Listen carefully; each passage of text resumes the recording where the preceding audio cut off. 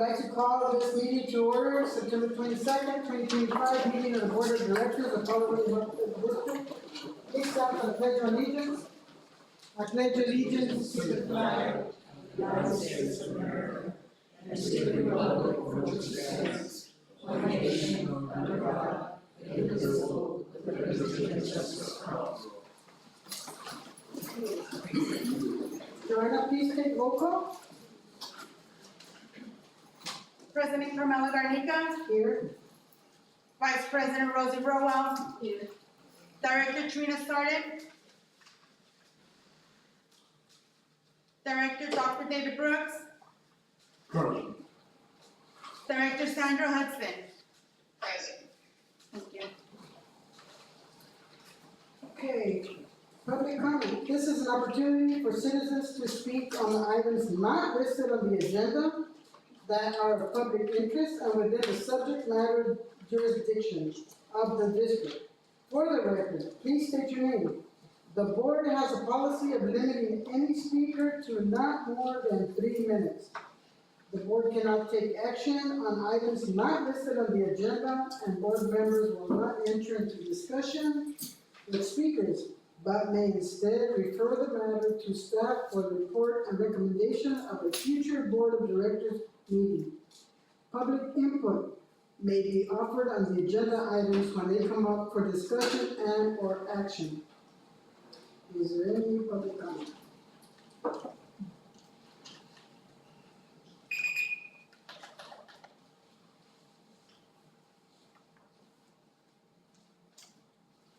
Hello, Madam Chair, board members, staff, and our community. My name is Leslie Jessup Watkins. We were promised a few months ago that at the Finance Committee meeting that the stated cost reports were ready to be submitted in order to fulfill the requirement in order to receive the CMS interim rate review letter. And that would be applied to all payers, first and foremost Medicare. So my question is if that has been done and if we have that letter.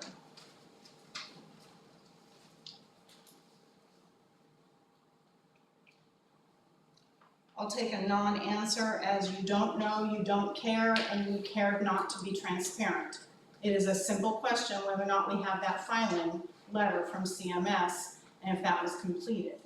So the reason I ask that is your future agenda items include filing Chapter 9 bankruptcy. If we did not go through with getting the rate filing letter from CMS, then we have a huge amount, $11.1 million in receivables that we could be collecting on. Even at 40%, it's about $4.5 million. So that is my question. And seeing that you don't have a response for that and nobody either knows, cares, or cares to be transparent, why that'll end my comment. Thank you. Any more public comment?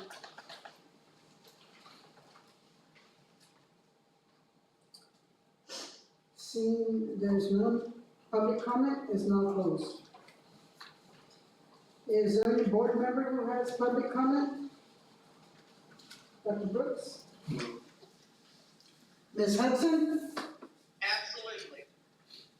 I would like to state for the record that every single Ms. one. Hudson, I'm sorry, Yes. I'll pause for a moment. I'm gonna put the microphone on the speaker so everybody can hear you. Please do. Okay. Maybe- I can tell you how ashamed I am of every single member of the administrative team. The fact that you won't answer questions when you're down to the mat, shame on you. How dare you treat this community and these public employees with this disrespect? Have you no shame? That is the question. I've never been so embarrassed, so ashamed, so appalled at behavior from people who are supposed to be professionals. You sit there with your back to the public. How dare you? You're taking their money on a daily basis. Shame on all of you.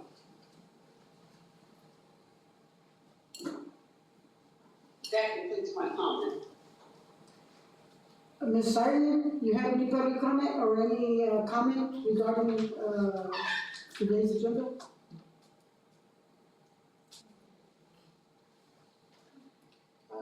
close it?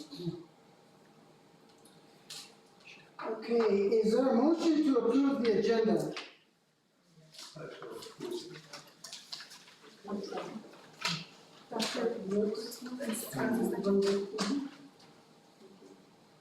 Vice President Roa?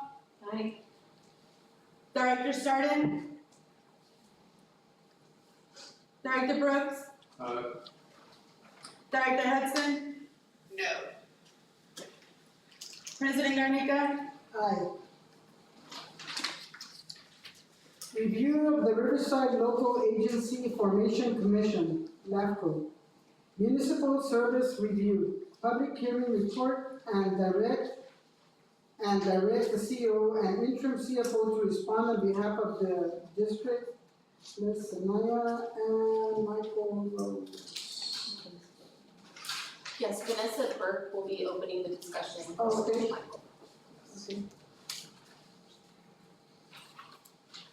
Okay. Ms. Burke, you ready?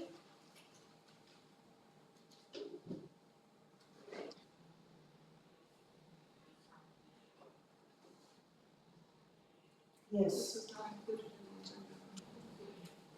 This was not included in the agenda. This is the MSR discussion. This is the presentation regarding the MSR discussion. But it's not included in the agenda. How come It's we a can't have a presentation. copy? Whatever is presented today, part of the Brown Act, will be provided to you as well. So the board Is it here? hasn't seen this. No, it just came out. So she will post. We were promised by you personally that we would have information at the same time the board members do. It is right now. The board member is So seeing they this don't have right this in now. their packets? They're gonna review it right now. Oh, they don't have a copy to review it? It's on here. That's all they Correct. did, is the PowerPoint, they don't have it in their packet? Correct. Thank you. You're welcome. I hope they don't have to make a decision on it, but they don't have a copy.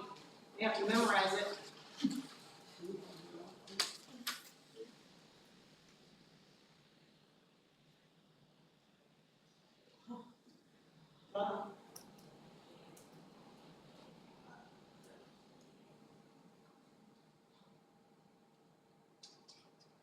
Go ahead, Vanessa.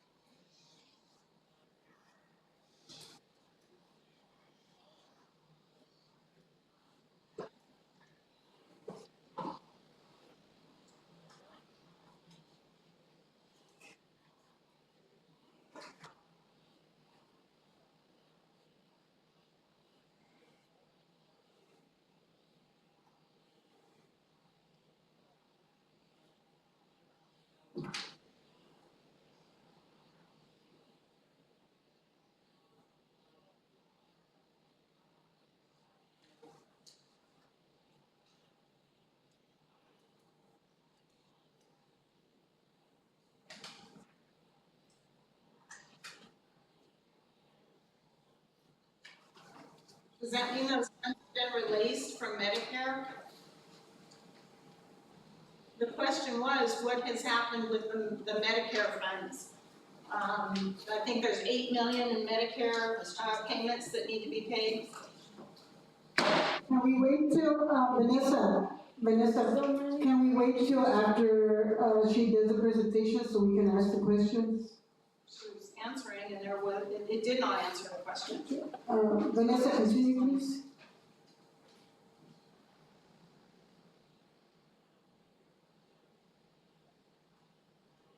Vanessa, we're gonna wait till after you're done with your presentation to ask questions.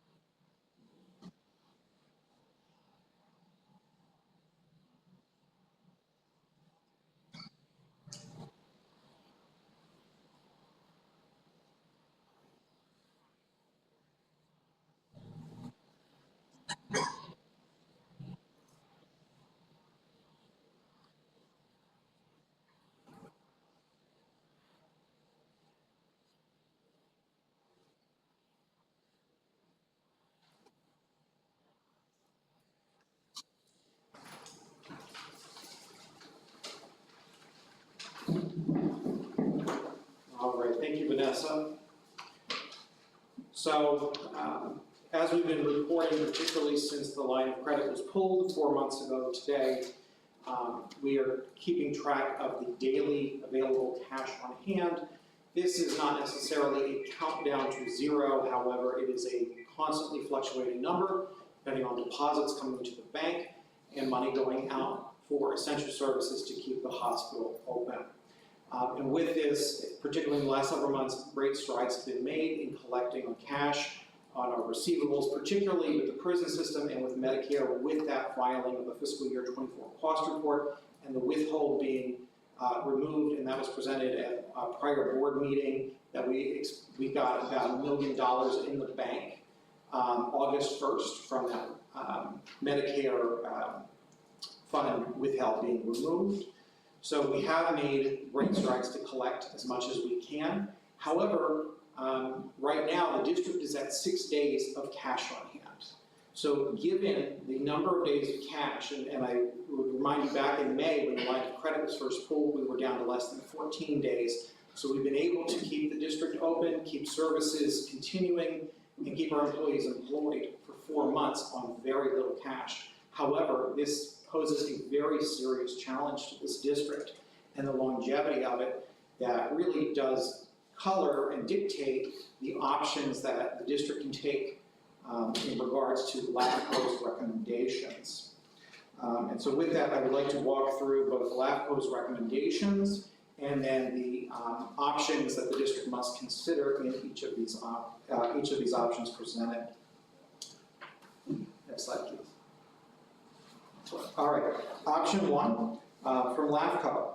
This is to continue with implementing the Board of Directors adopted recovery plan. So this would include County of Riverside exercising significant oversight over the district's implementation of the recovery plan.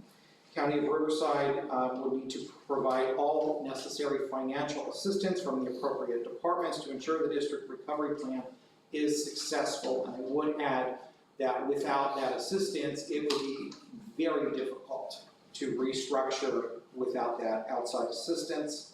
And this would also ask of a continued engagement by the Riverside University Health System for assistance in providing community support services. I will say that Riverside University Health Services, I believe, is represented on the call tonight. They have been working with other local community partners, with the city of Blythe, with management here, to make sure that the community has options, given the potential either for closure, for restructuring, for bankruptcy for the district. So Riverside University Health System has stepped in to some degree to assist at this time. However, these are the recommendations from LAFCO. Option 2 from LAFCO is to obtain state or County of Riverside funding to restore solvency, restore all suspended services, and clear all outstanding debt. There would need to be enough funding to cover at least a year of cash flow to restore the suspended services, med-surg and OR, and all inpatient treatment. The state and County of Riverside need to continuously work with the district to monitor the financial status and activities of the district to ensure appropriate actions are required to restore services under their backing. And this also comes with the recommendation of a permanent property tax augment sufficient to maintain a basic level of financial support. In a prior meeting, we mentioned that part of the benefit of being a special district in California is that you're able to collect property taxes. And the district, on average, in the last few years, has collected about $250,000 in property taxes, which after the 60-day plan with layoffs and furloughs is the equivalent of 1 2-week period of payroll. So the property tax base has been very minimal here. Unfortunately, that is one of the great advantages of being a district, so that is a challenge.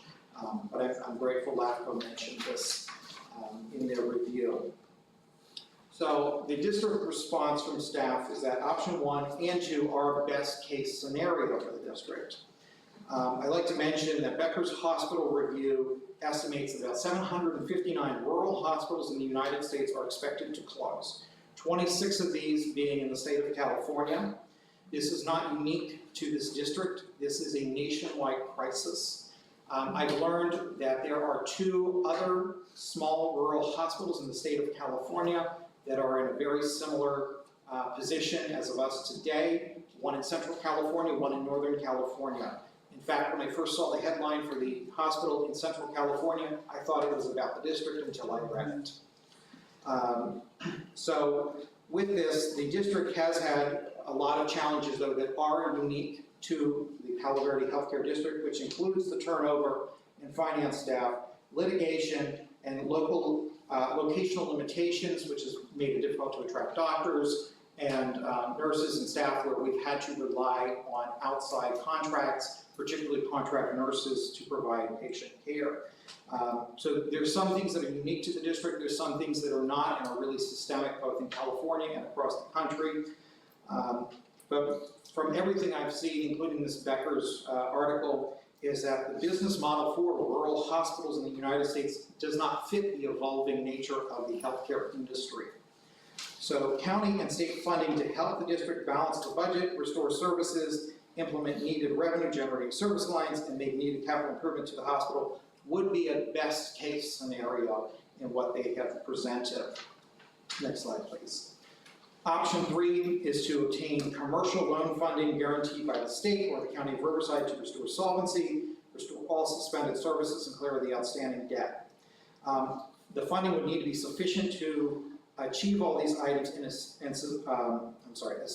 achieve sustainability for a minimum of 1 year, as similar with options 1 and 2. And any commercial funding would need to have a deferral component on a long-term payment plan that is similar to our distress hospital loan program, where there is deferred payment options. With this, the district's response is that option 3 has limitations and that the district is not creditworthy under its present circumstances. An outside entity such as the county or state would have to potentially secure and guarantee the commercial funding on behalf of the district.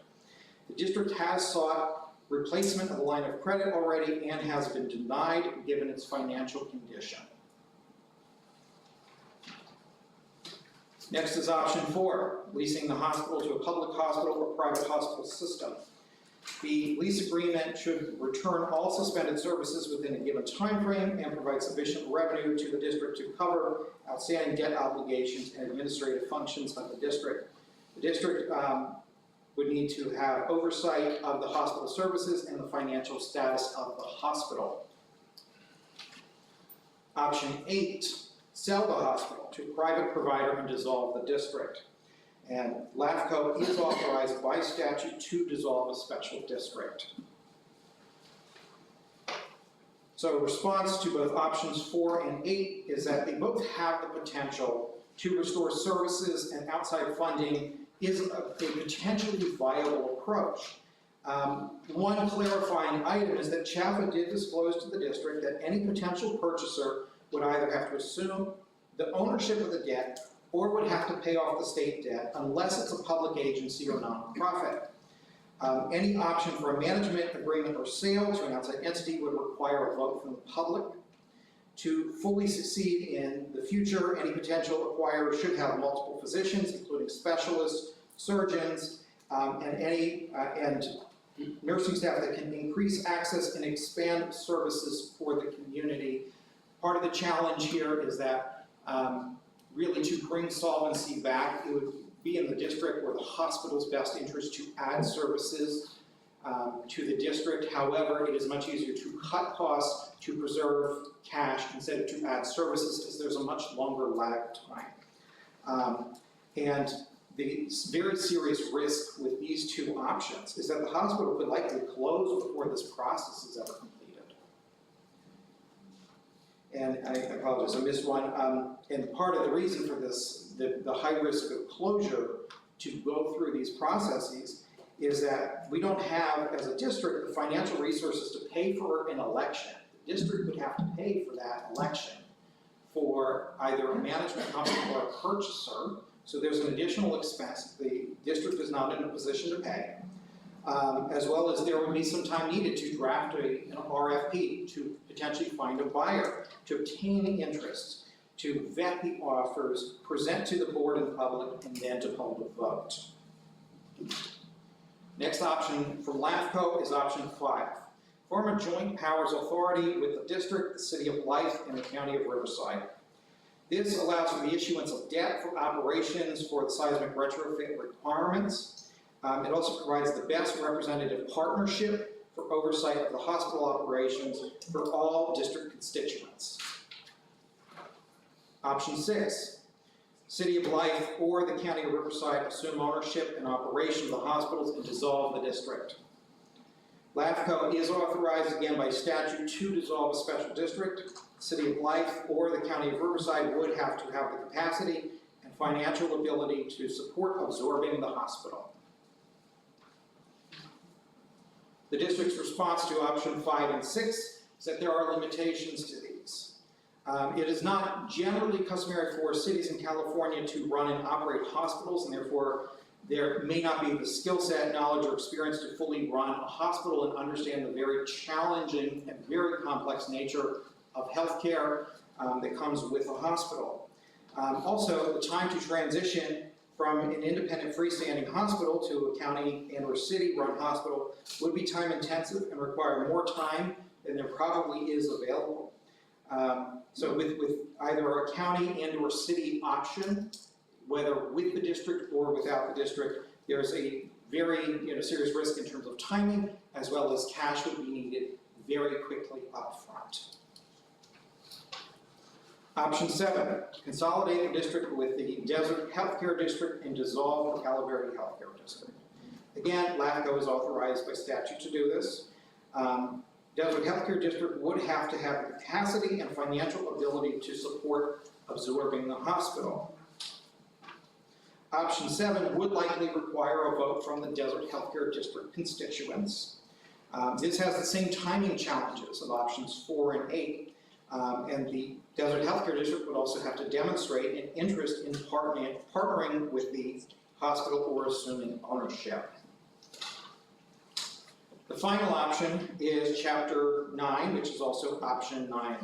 This is the last resort per LAFCO and not necessarily result in restoring the hospital to a fully functioning facility.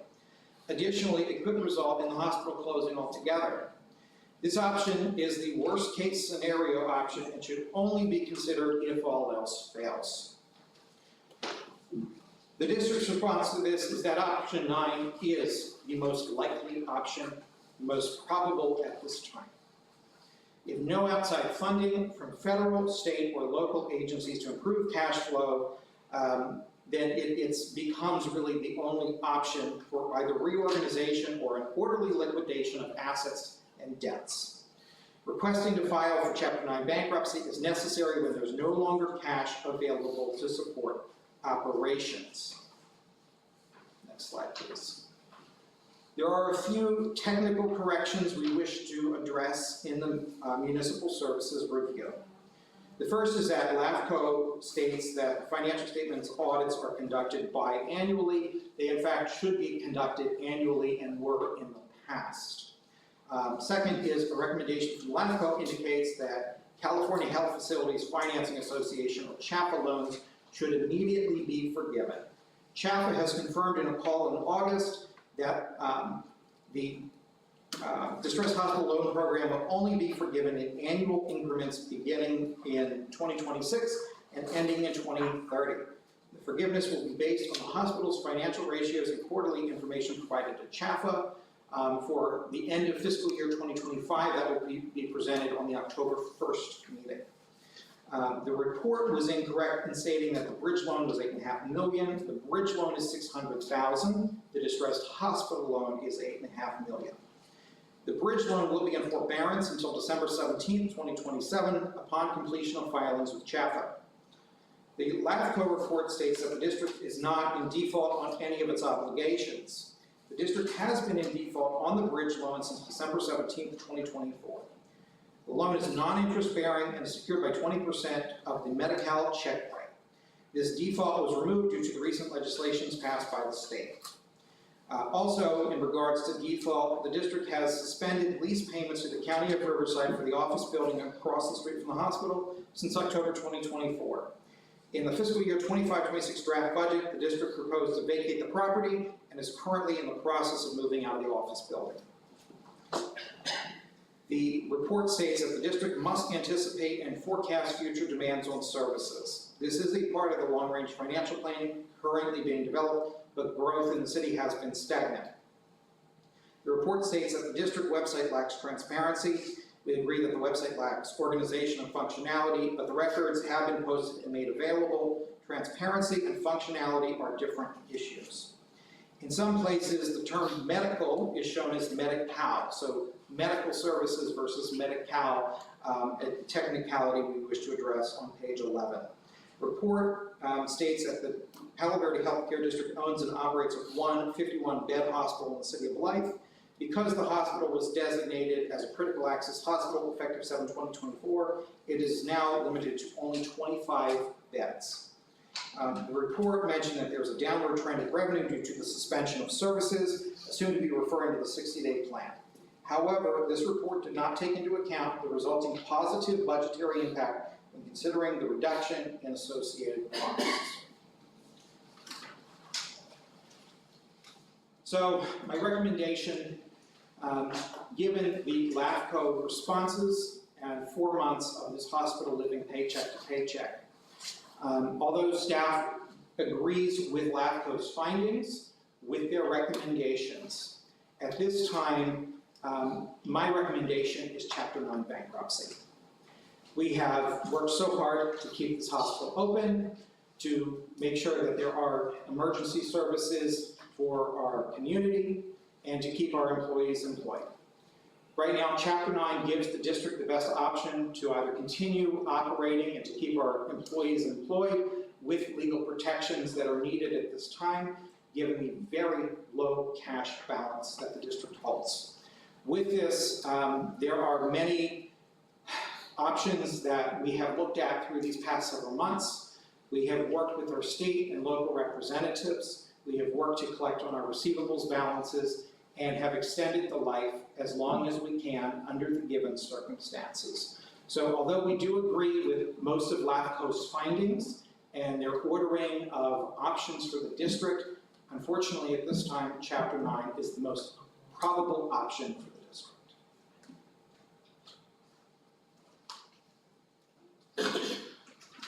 And in that regard, a Chapter 9 bankruptcy would allow the district to continue operating provided cash continues to come in.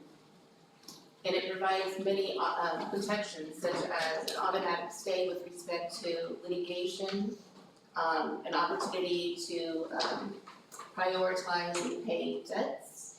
And as ARs come in to extend the life and hopefully implement some of these other options as proposed by LAFCO and also responded to by the city. So the next item is the bankruptcy discussion. What staff is asking for at this point, this is the first opportunity to get together. The quorum was always an issue and what have you, and trying to keep the doors open, concentrating on ARs, what have you. So this is for the response to LAFCO.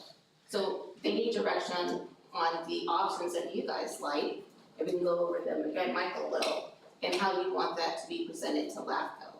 And I spoke with LAFCO's general counsel, they understand that this is coming, and you will have representation as well. Hopefully the letter will go out tomorrow, but you'll have representation as well in the public hearing to discuss and address any questions. So my understanding also is that with bankruptcy, if you can pick up the ball, like you say, then we don't have to continue on with the bankruptcy model, right? Right, so bankruptcy will allow you again to be protected by the courts while you're going through this process. And also to have time for you to implement in LAFCO and the city, the county, implement whatever options are ultimately decided upon. But right, so you don't necessarily have to get all the way to the end of the bankruptcy. There may be something that happens before that. Perhaps you get money from the county, the state, or whomever that can pull you out of bankruptcy. So you don't have to go through the entire bankruptcy, but you enter it in good faith and seeking essentially the protections from the court. So is there any questions? You have any questions? You have any questions? All right, so with this, we have to present our recommendations to LAFCO. And with this, right now, it is staff's agreement that the order in which LAFCO presented is in the district's best interest. However, Chapter 9 we'd probably have to enter into Chapter 9 before going through these other options, but that does give us the legal protections so that there is the time necessary, whether it be for someone to acquire the hospital, a management agreement, a partnership between the city, the county, to go through. So the question then becomes, how would you like staff to represent the district to LAFCO on Thursday? What are the options that the district is most interested in? And I think it was, Jason, if you're able to share the PowerPoint again, I believe it's page 2 or 3 that has LAFCO's recommendation in their order of preference. Next one. Oh, there it is, yes, thank you. And that's taken from the LAFCO MSR report for the hearing that was included in the packet. Yes.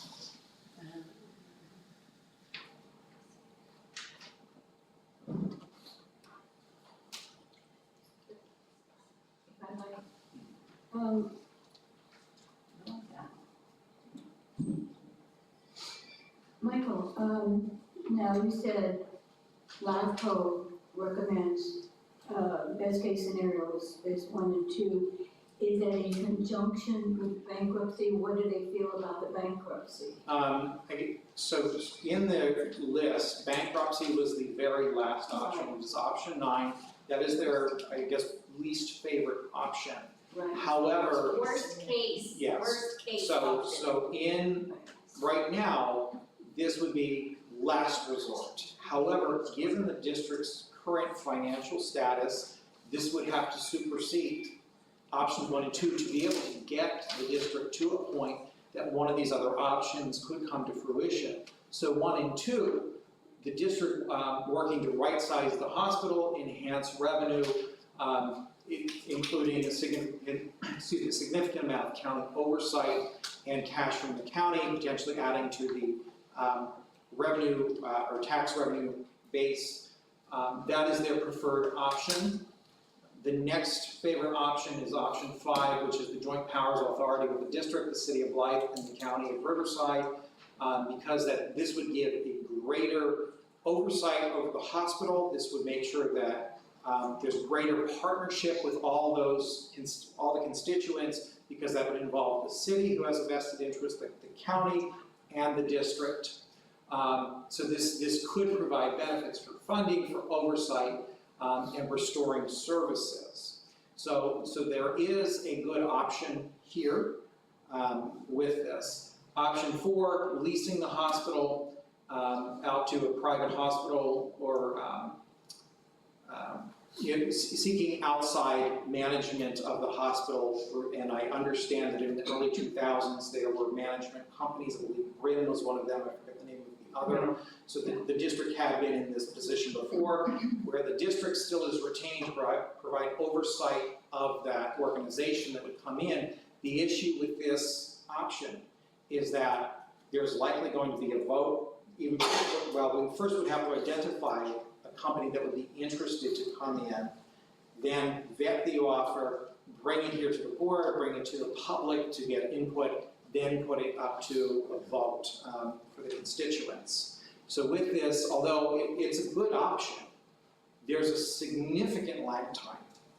And then options 6, 7, and 8, this is a combination of options, which is essentially dissolving the district, which LAFCO has the statutory authority to do so, to either assign a successor agency or commercial hospital to purchase the hospital, restore services, and ensure that there's a hospital to provide care for this community. And then the very last option being bankruptcy.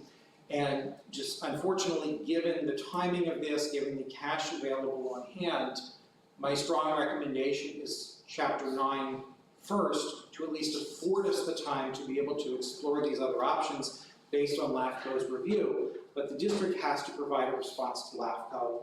And it is my opinion, from seeing the district's finances and particularly having to run this hospital paycheck to paycheck for the last 4 months, that the bankruptcy has to be number one, unfortunately at this time, as it is worst case scenario, and that is where we are, to afford us the ability to explore all of the other options. So it would be my recommendation, adopt all of this, except Chapter 9 or Option 9 is the first item that is necessary to seek the other options, but other than that, staff is in agreement with LAFCO's findings.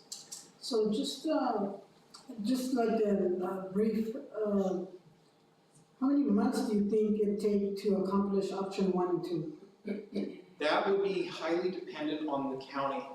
In speaking with LAFCO a few months ago, that would come down to the county. My understanding is that LAFCO cannot tell the county or the city how they must either intervene, inject cash, take over. It is a recommendation that goes out. It is not an order to do so. That's my understanding at this time. So this would be dependent then on the county, on their cash available, the ability to either set up an agreement to make sure that there's proper oversight of these funds. So at this time, I can't speak to how long that could take. How about option 5? Same thing, this involves the county. I have not been in communication with the county well enough to understand where their interest is, how much cash they could potentially inject, or their level of interest. This would also involve the city of Blythe. My understanding is they held a meeting last week on the same matter. I will not speak for the city of Blythe, but I'm sure that they could speak on that tonight. So that's an option, so that would be joint between the hospital district, the city of Blythe, the county, which I do think is a very strong option because there's a very you're sharing constituency. So that way there is a very strong vested interest. This could potentially open up to lending that's needed to keep the hospital open, to restore services, to do the necessary capital work, not only just the seismic work, but the chillers, the heaters, everything that's really needed to bring that hospital back up, your roofing. There's a number of items that really have been deferred for a long time. So this does have some good feasibility, but again, the issue is the time. Option 4, although I'd say it's a decent option, my concern is, could be the longest option in terms of a request. My concern is it may be longer than that. I don't know how quickly a vote could be scheduled once there's interest and once we get a request for proposal. So my concern is that one may just be a little too long of a lifetime, but it's not certain. There may be entities out there that are interested in leasing the hospital. And the commercial loan funding, as is, the district can't do it on its own. It is not creditworthy. And so this would have to really come under options 1 and 2, or option 5, working with the county and the city. And option 6, 7, and 8, basically the district is hands off. The hospital turns over to the county, to a purchaser. But as of right now, there are options here, but I do agree with their ordering, except for the necessity to make option 9 the top priority and supersede all of these at this time, given the extremely limited cash balance. Another thing to be mindful of is that MSR hearing report, that lists the recommendations of their executive officer, essentially their CEO. So that's what's going to be voted on by the commission. And perhaps after they see how you respond and the realities of your cash on hand and the fact that you need additional time to implement any of these options, they may change their mind as well.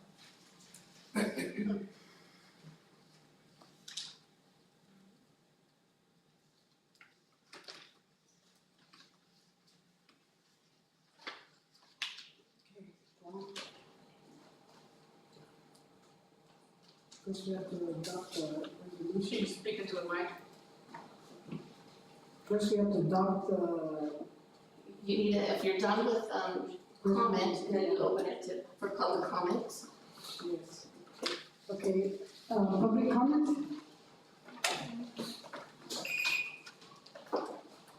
I would like to have a comment. I'm gonna speak, my name is Sylvia Herrera, I'm a nurse practitioner from Palo Verde Hospital Community Clinic, and I want to talk about my experience. I have been here for 23 years, probably a little more. And during this time, the hospital has been almost broken, almost in bankruptcy. When I arrived here, he was in really bad shape. And I remember this company coming, a private company, trying to stay, to get a new hospital and all these good things that we're supposed to have. In my experience, it was a dramatic experience. Because what they did, they stole everything that we had. When they left us with anything. We left it without nurses. We had to work 30 days in a row in order to provide care for intensive care. I remember how they were saying they were leaving and taking everything that we had because they belonged to me. This is not new. We had not been in a new position. We had been here in this position for a long time. I remember 23 years ago having this problem. So, unfortunately, after COVID, we lost some of the doctors. We lost Dr. Brooks. There was one of the best doctors that we had in the hospital. We lost Dr. P, also one of the best doctors that we had. And we lost Dr. Solovi because Dr. Solovi has been not in a good shape to practice. He has been sick. So we have been losing doctors. We need to have some improvement in the hospital. But it's not easy. People come, and I will tell you, people will come to steal from us. They don't come to give us anything. I know by fact, because I have been living this, and I know it's gonna happen again. It happened once, it's gonna happen again. Thank you. Any more public comment?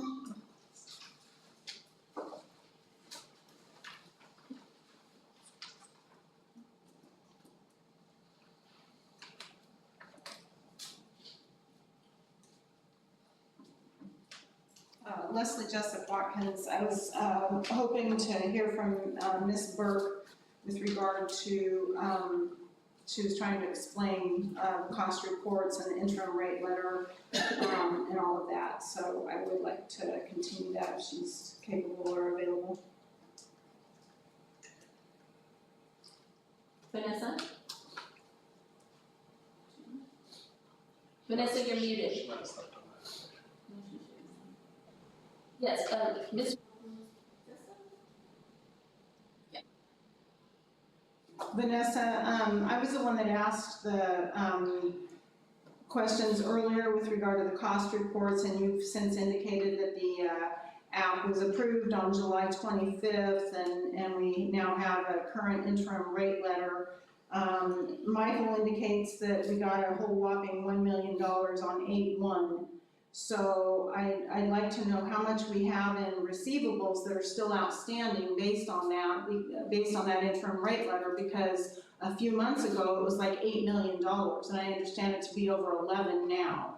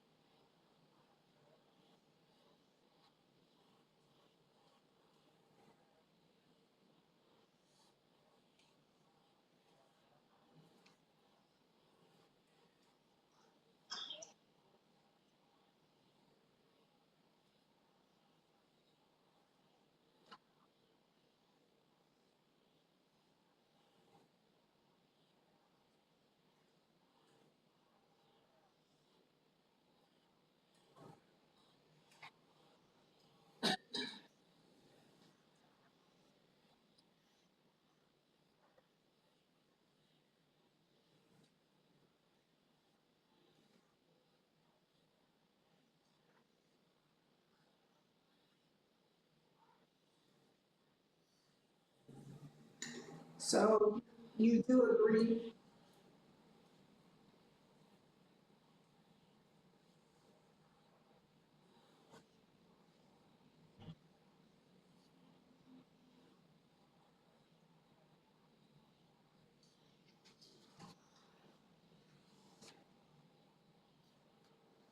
So you agree that we have about $8 million of Medicare billings that are stuck?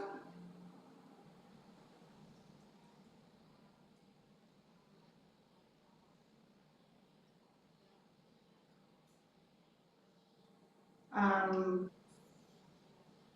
okay, and how about discharges not final billed? I believe that's 1.5, is that correct?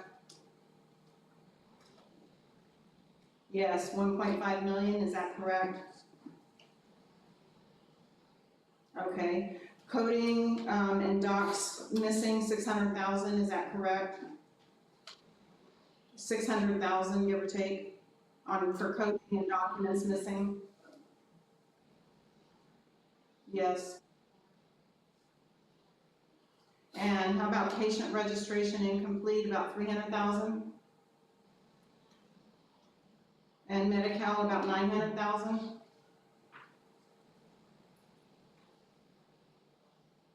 Okay, so plus minus, we're still looking at $11 million. Okay, so, but we're still looking at about $11 million that's not been collected due to errors that we need to be rectifying after receipt of this, the new NPI letter, which was in July. This is September 22nd, and we're facing filing bankruptcy, and we can't collect, we'll just say 25% of 11 million, we'll call it 3 million just for a flat. When do we expect to have that money, and when are we gonna correct all those billing errors with your third-party payer, your third-party biller? And in addition to that, does this letter not go to all of the payers?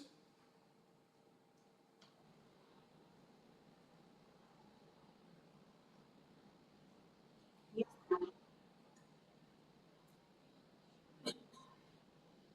Most, okay, that's fair.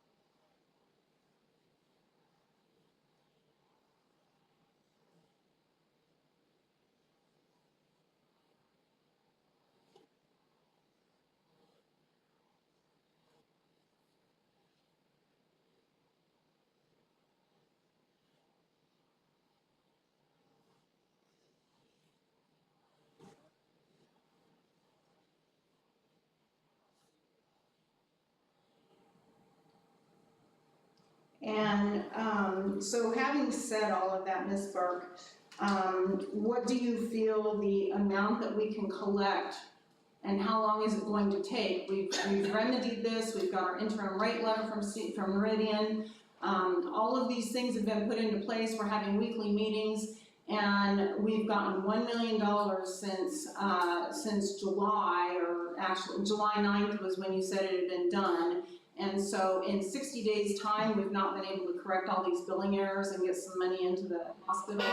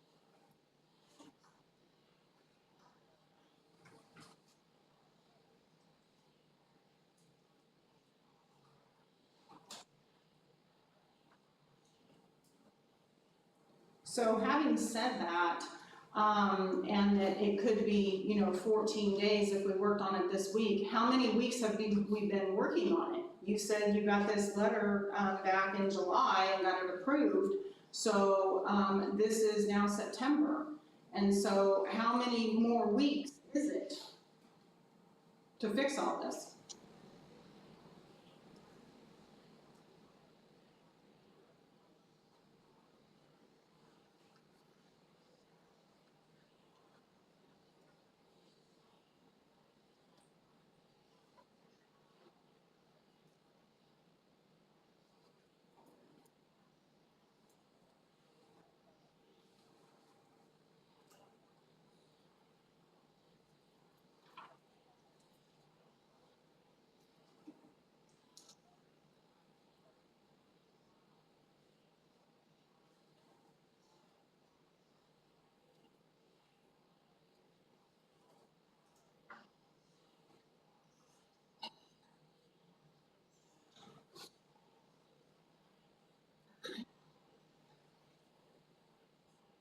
I agree. Okay, and so do you have an estimate of how Is that many? your last question? Because it's time, your time is up. I'll give her my minutes if she wants to They don't talk. allow it. We can yield.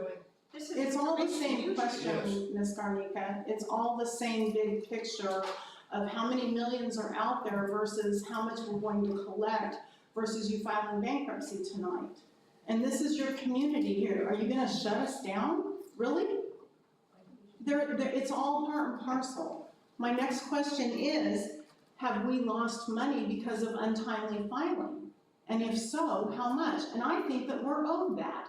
If we're facing bankruptcy for our facility and our community, I think that we should know a lot more than is just, we're trying to fly through this.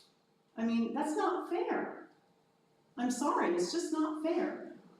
Every hospital lose money, it's not, no, yeah, every hospital lose money, don't be picky and. There's opening argumentative. Vanessa, what else can you add about the collections? I know, the team has spent a lot of time, and as you said, it is spread very thin. Oftentimes it's difficult getting in touch with Medicare and people to respond. So we've gotten congressional assistance actually trying to work on some of those issues. So in working through these, it takes time, and that's why we're asking for bankruptcy in order to allow that time to continue with these collections. Otherwise, the district is vulnerable during this time when we're seeking to collect. What else can you add, for Ms. Watkins Jessup regarding, AR?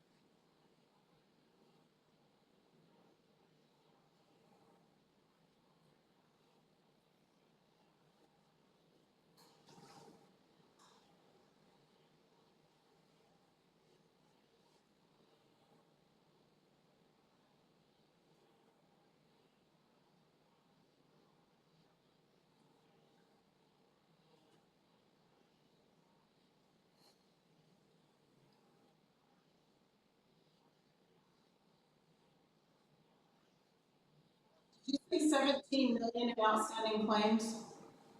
Excuse me, did you say 17 million in outstanding claims just now?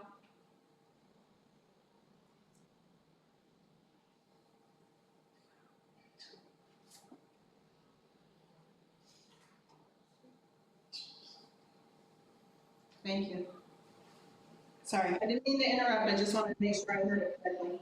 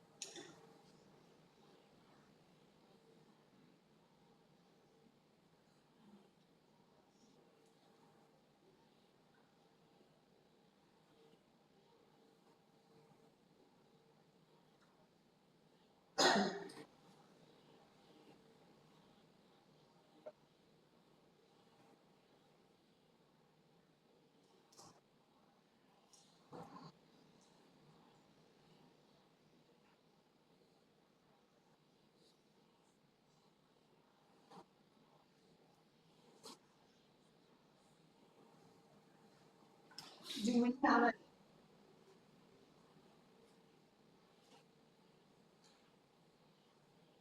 It's not a surprise to me. Do we have an amount of revenue that we've lost for untimely filing of claims?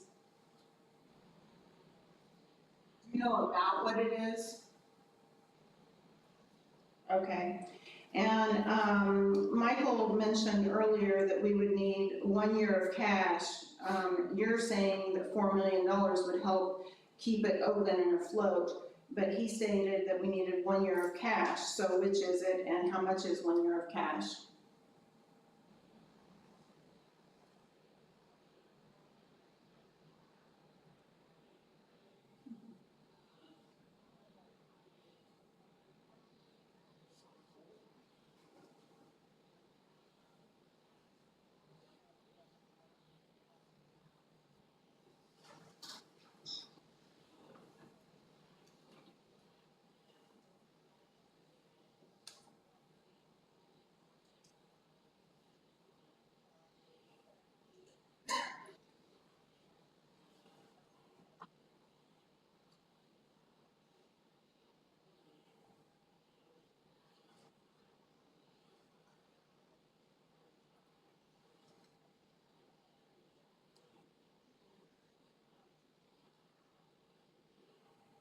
No, the community has it. The community has it in this.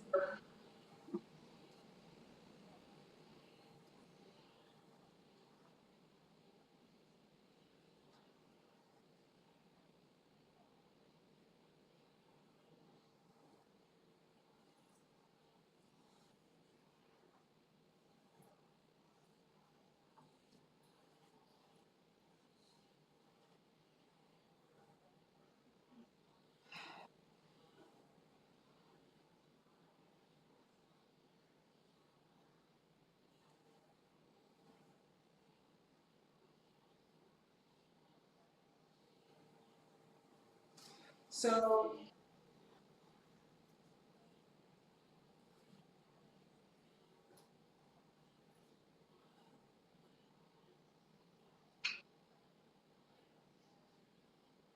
Bone Line and Glen, whatever the other one is. And Lone Pine. Lone Pine, like Michael said, if you read the article on Lone Pine, it's like, are they talking about us?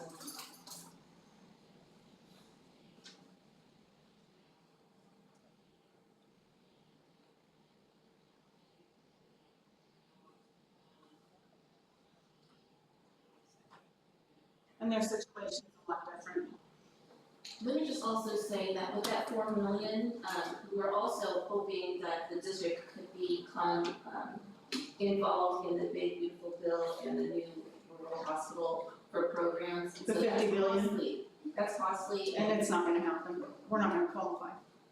But we'll see. All right, we're Doing not gonna everything we qualify. can to help this district. Right. It's only gonna be segmented out to every state. Johnny, do you remember what that was? It's Yeah. 50 billion spread It's out over 100. 5 years. It's half of that is, so 25 million, every state gets equal portion of it. Right. It was designed mainly for rural, I should say, small population states to serve them. It's opposite to serve California. If we're gonna get 100 million, or California with 100 million, then the state has to meet several parameters in order to qualify for it. All those parameters have to be met in a plan by December 31st of this year in order to qualify for the first round.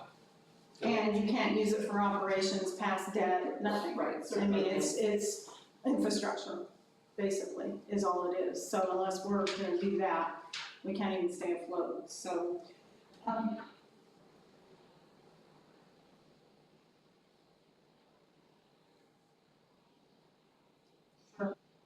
Sure.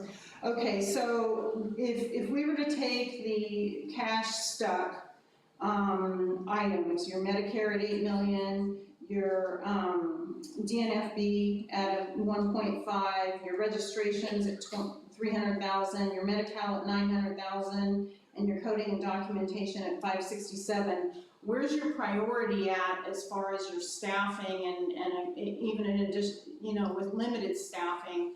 where are we focusing on? Those are just the top 5. Say that again, Vanessa, I think you cut out.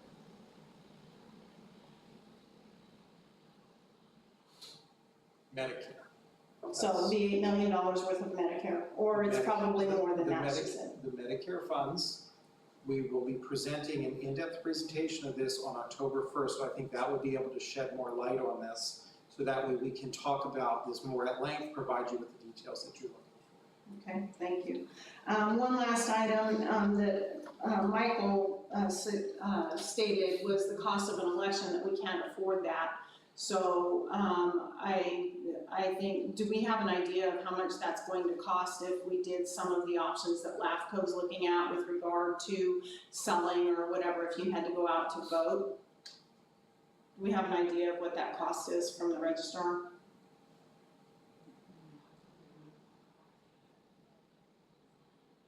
Okay, so there is an active recall that has been submitted, and I have not seen it, but that would be the same cost. So if that does go through, this district is facing that cost, so it might be something to look into. It depends on if you're able to get in timely for the general election or if you have to schedule a special election. But we're already past the general, so, yeah. All right, thank you so much for your time. Any more public comment?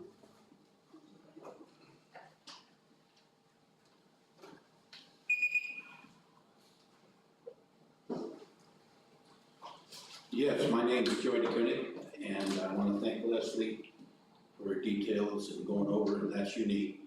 And that's one of the things we've been trying to do for our community, to sit down and go over some of these numbers and do different things to move forward, to make it happen. I was involved with this 20 years ago when Brim decided to 60-day notice to shut down.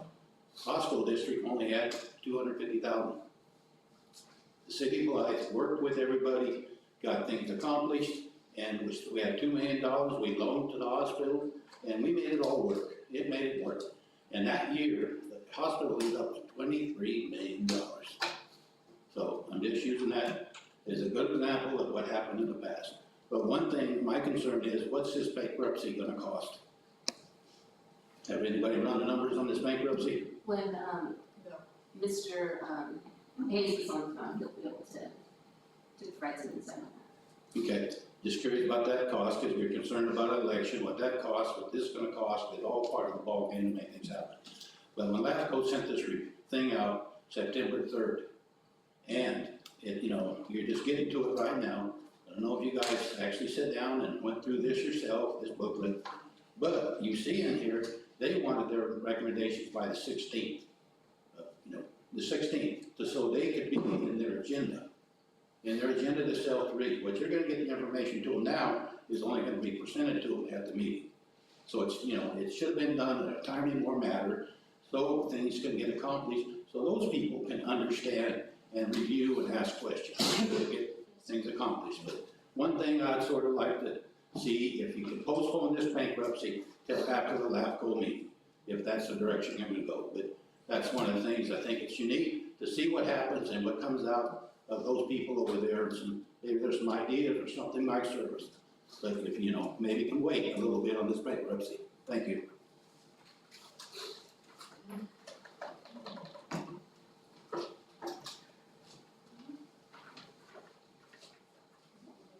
Any more public comment? Yeah, transparency, I read through the LAFCO presentation, and it was about transparency of this board. They have an issue with the transparency, from the Brown Act violations that they point out to just the lack of informing the public. We can see that many times here. Past meeting, for example. Ms. Broll, you spent the entire meeting defending yourself about a vote that was taken. We saw the meeting minutes pulled from the agenda from that last meeting for June 25th. Specifically, we were told, because it was item 9E2, which was your vote, which it said that you voted yes. We weren't told that. And that was pulled from us. That was an issue. I warned you guys that there was an issue with the agenda and was told no, and then last minute, just right before you were gonna vote, which you would have voted yes, we got it. So there's that. This meeting, why is this meeting being held on Monday? You threw up an agenda last night so we could meet on Monday. Why couldn't you put it off a day or two? Is it because you don't want the public here? You don't want participation from the public? That too is an issue. This board has an issue with transparency from all of the Brown Act violations that I have noted, to the Brown Act violations that LAFCO's noted, to all of the issues that we have consistently been here talking to you about. This board has an issue with transparency. Thank you. Any more public comments? Mallory Crucilius. As you were unable to attend the city special meeting that was held last Thursday to discuss the LAFCO report and provide options, I was curious if you've received a copy of the city's letter and if you're familiar with what it says.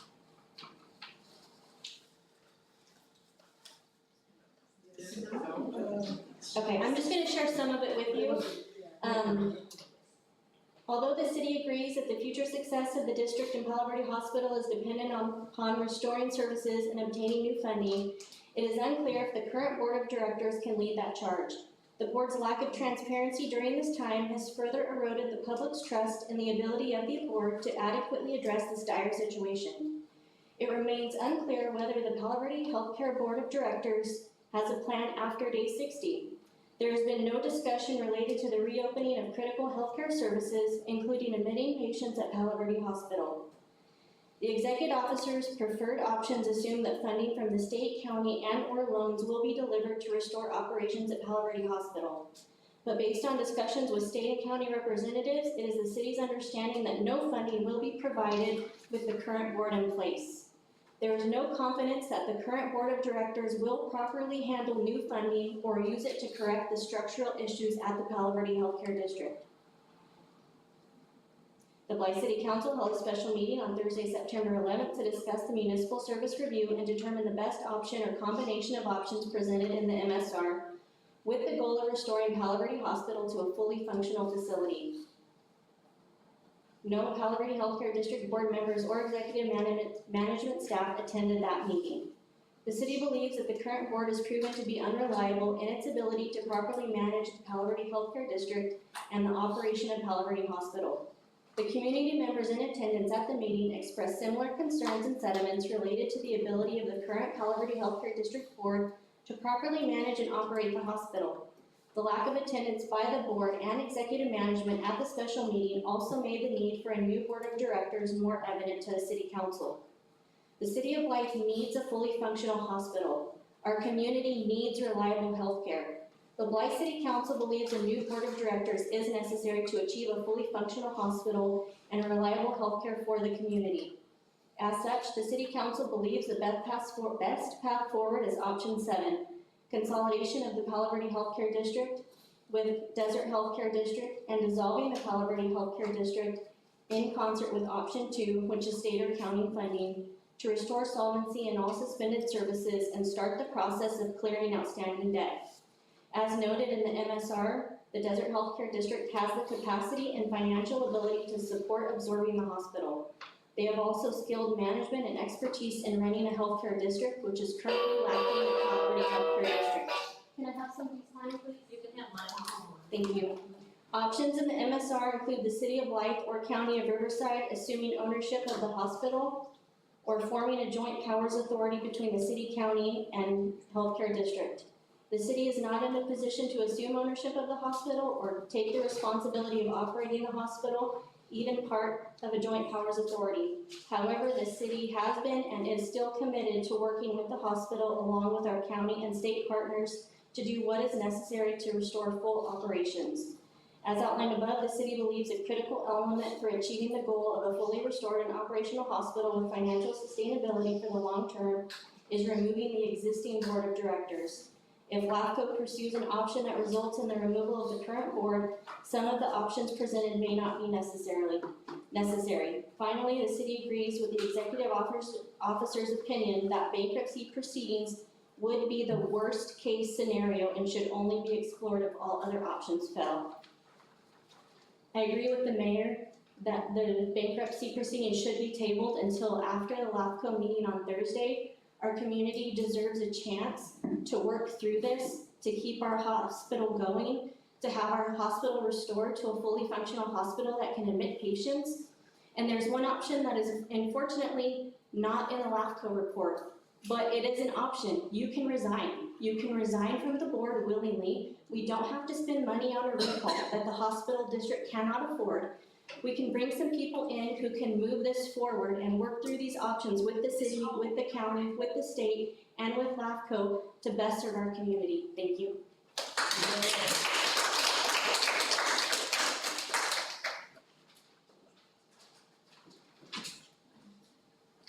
Good evening. Thank you everybody for attending online. My name is Johnny Rodriguez. I'm also the Vice Mayor for the City of Blythe. I'd like to commend Dr. Brooks, Director Brooks, and Director Hudson. They concurred with the city's findings in our letter about dissolving this board. So thank you for stepping up. Thank you, Senator, for stepping up. It shows that they've been on this board for a number of years and recognized issues. Yeah, Mr. Rose brought up other hospitals in the state of California. There's two very similar hospitals close to us. City of Needles, which is Colorado River Medical Center, and La Paz County Regional Medical Center. Needles actually has less population than us. La Paz County entire population is approximately equal to the Blythe Service District. Yet those hospitals aren't in this situation. They have basically the same type of clientele. But yet they're fully functional. The La Paz County Director even came over here and offered his assistance on anything he can do to help us. So this problem is not recent. As of 2023, we got an $8.5 billion loan that's been discussed. So that problem was happening back then, or even before that, because there's some application process you have to get through. This seriousness that we're in now should have been started then. Asking the county to alleviate the $50,000 a month rent for that building should have been started way before that. Asking for help should have been started way before that. So this is more late in the game. You're right, this financial situation probably will change LAFCO's view. I hope it does in some respects. But once again, I commend the two directors that can see this for what it is and would agree to resign if LAFCO recommends it. Thank you. Any more public comment?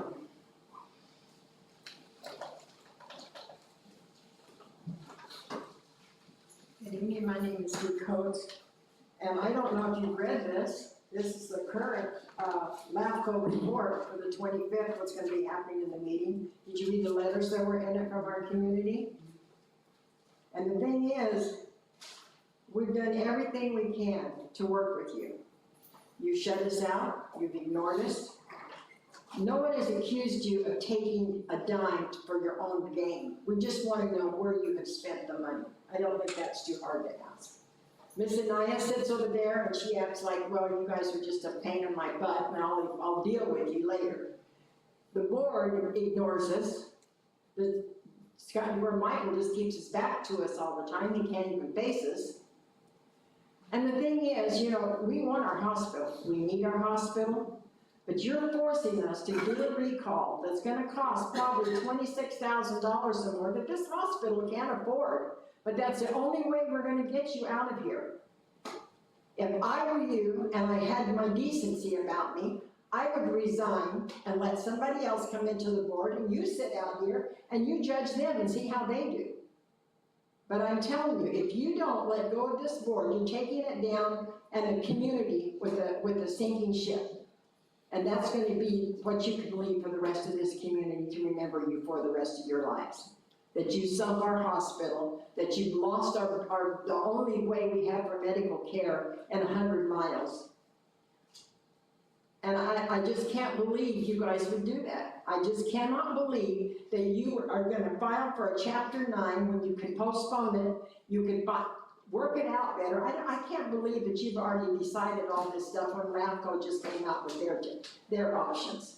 You didn't even go through their options. Michael didn't read all of their options the way they were written. I've sat here with these whole things and read the whole thing with them.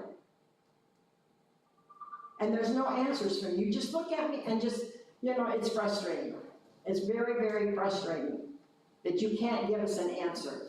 Ms. Wade is not supposed to speak for you, you're supposed to speak for yourself. And I'm getting tired of her running the meetings when Garnica is supposed to be running the meetings, and the CEO never says anything in the meetings. And she's the big chief of all of you. So what are you gonna do? You're gonna just let the ship sink and then we all just go down with it? There's no answer, always no answer. Any more public comment?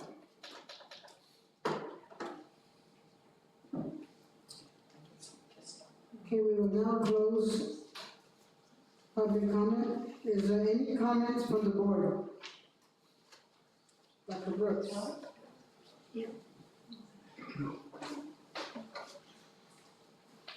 Trina, sorry? No.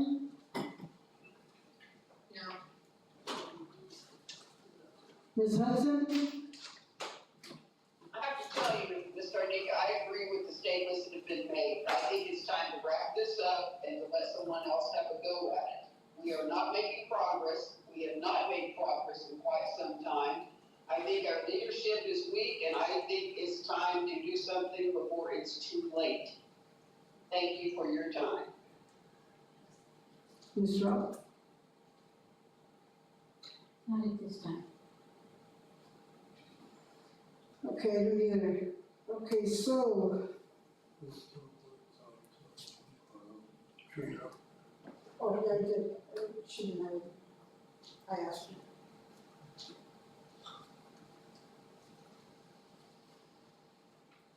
So we are. So, yeah. I asked her. You up? So is there a motion to authorize the CEO and interim CFO to respond to the Riverside Local Agency Formation Commission LACO Municipal Service Review?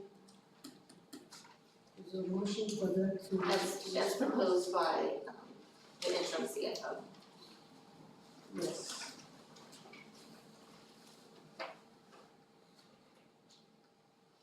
This is for the response, like to respond, to answer the LAFCO report we're supposed to answer, so that We can can't go hear to the you, hearing ma'am. on the 25th, on Wednesday. We gotta go take, we have to go to the hearing on the 25th. So this We are going to the hearing. This is to authorize them to answer. I'm wondering if, the mayor is right and that we could, again, could we wait till, no? This one isn't about bankruptcy, this is about the response to LAFCO, This is, right? so Wednesday, I'm sorry. so Wednesday we have a hearing, right? So, this is to answer all of LAFCO's, we have to answer the report, so this will be presented to them on Wednesday. So this motion here is that we authorize the response to Ms. Maya and Dr. Rose, that we authorize them for the response. That's what this motion is for. So, do we have a motion? Can I hear what the Authorize them response to will be? respond. What's the response gonna be? What are you gonna direct them to respond to? I mean, You're mumbling, we can't hear you.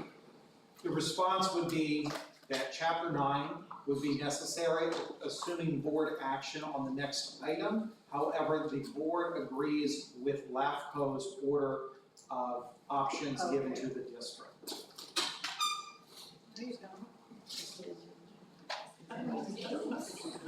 So I said that yes, if we agree with that. I'm sorry.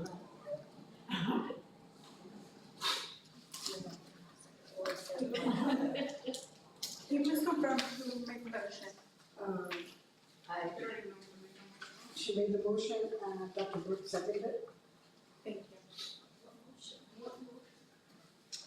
Would you like Michael to restate the motion for you? Yes, it's, Okay, is to authorize and direct the CEO and interim CFO to respond to the Riverside Local Agency Formation Committee, or LAFCO, Municipal Services Review, public hearing report according to the direction of the District Board of Directors, which would include, if depending on board action on the next item for bankruptcy, either that becomes the first option and then adopt LAFCO's recommendations, or adopt LAFCO's recommendations as written.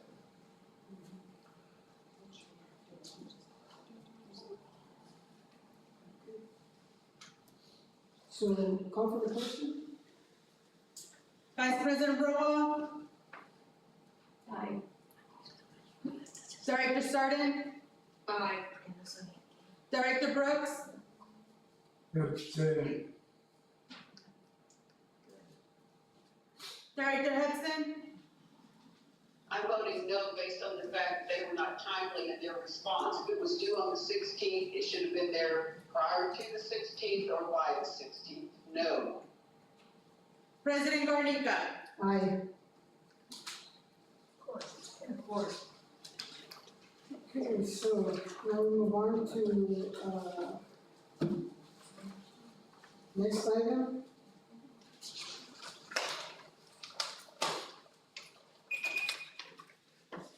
Yeah, she said yes. What was the result of that? So, What was the result of that? It was approved. it was approved. Vote was 3 ayes, 1 no, 1 abstain.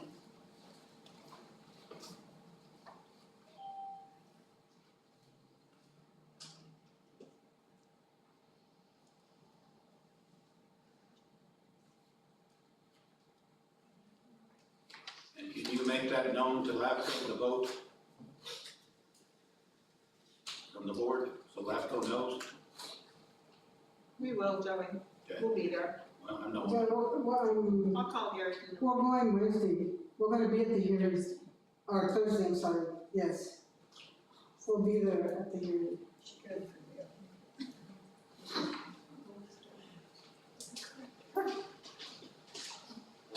You ready? Okay, so with respect to item number 5B, this is adopt a resolution of the Board of Directors authorizing the filing of a Chapter 9 bankruptcy petition. As has been discussed and set forth in the staff report, the board has been presented with several or many discussions regarding the fiscal condition of the district.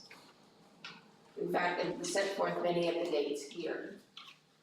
Now, despite the efforts of staff and your team to collect ARs and stay open in order to continue servicing or providing services to your community, cash on hand, as you see now, is low, approximately 6 days. And so in order to allow the district the opportunity to continue collecting and having the protections of a bankruptcy court, we're seeking authorization to file Chapter 9 bankruptcy. Now again, this would allow time for any of those options listed by LAFCO to be implemented, to be chosen by the bodies, whether it be LAFCO, the county, the city, even the state. This would allow additional time for that purpose. So at this point, I'll give Vanessa the floor to talk about the fiscal health, and then Ed Hayes will talk about, summarize the process. So Vanessa?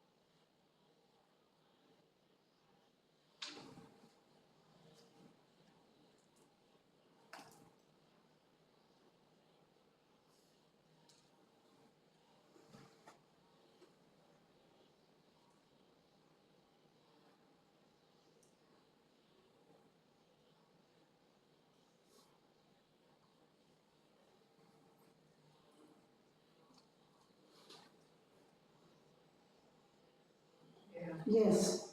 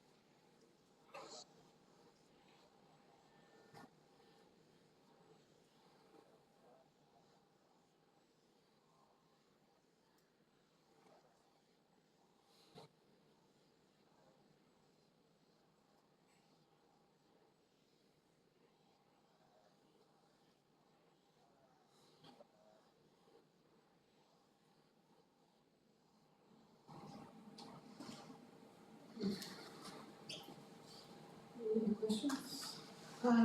So it's my understanding then that at any time, any of our creditors can walk through and put a lien on whatever we've got or whatever we owe. So if we decide tonight that we're gonna file bankruptcy, does that mean that you guys are gonna run down to the courthouse, put that bankruptcy right in so that nobody can do anything within the next few days?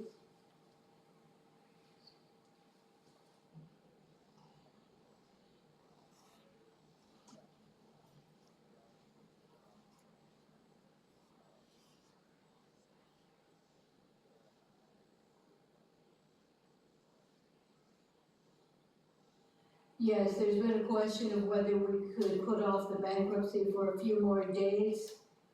But is that a good idea if we're gonna do it? Do we run the risk of having somebody put a lien on any property?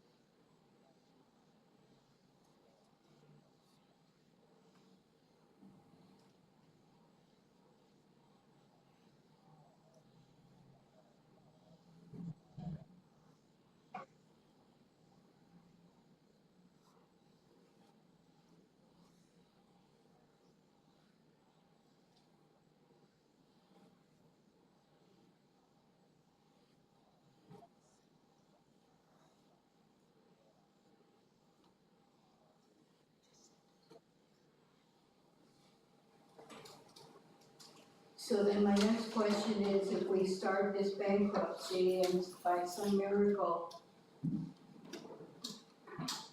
not used to public speaking, by some miracle or the county helping us out, we stop the bankruptcy if things look up, or start to look up. At any point, we can stop that bankruptcy. Is that my understanding? You don't have to go through it if things start to look up.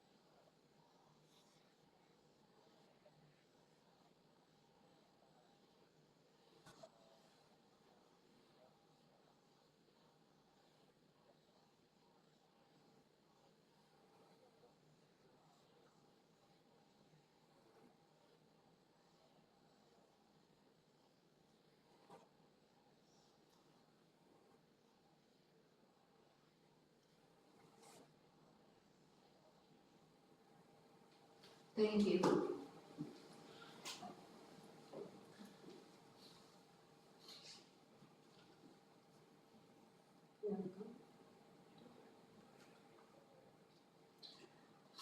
Ms. Sardi, do you have any, comments for, Ed? No. Ms. Hudson? Now, I'm curious what, number Ed thinks it's going to take to do this. I'm sure he has an estimate based on his vast experience.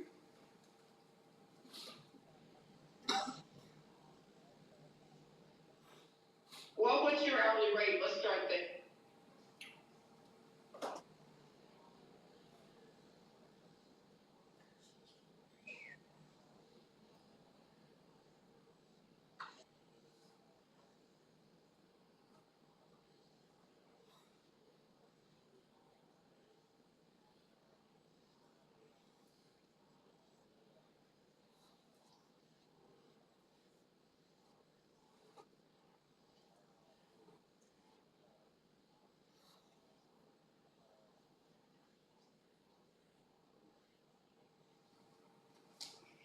My question is, I'm Gene sitting there, is the money being set aside for this?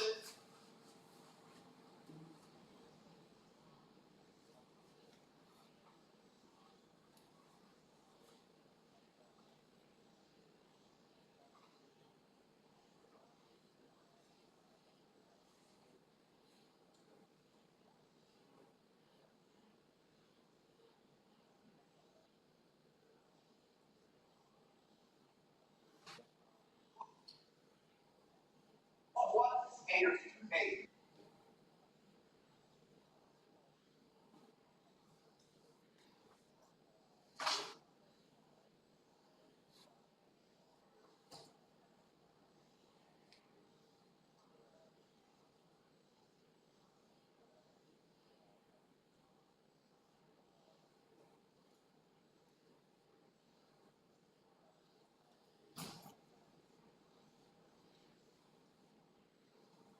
What have you received for payment?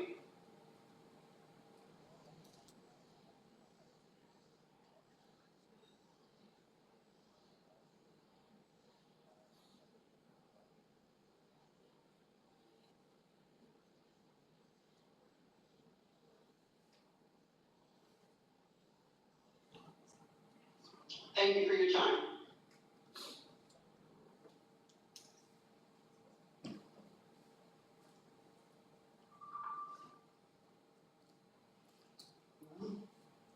That was his presentation. So is there anything more to add, Ed, that you think you could use? Any more information you think that you could expand our knowledge?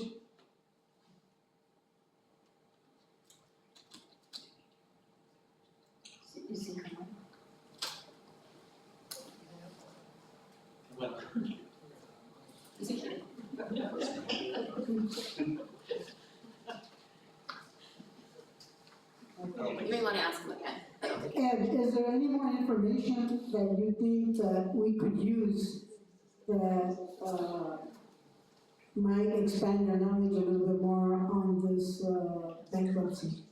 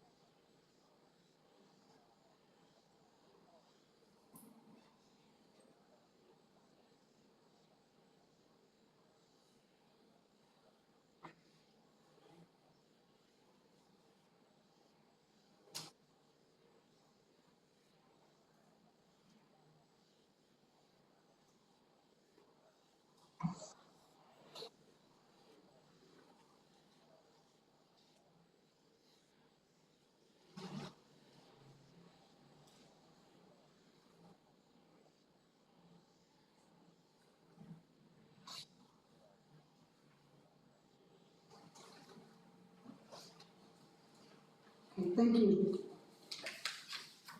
Ms. Garnica, could you ask him what the ballpark figure is for the total for the bankruptcy? And there's a question of, how much would be the bottom dollar, what's the total for, to file bankruptcy?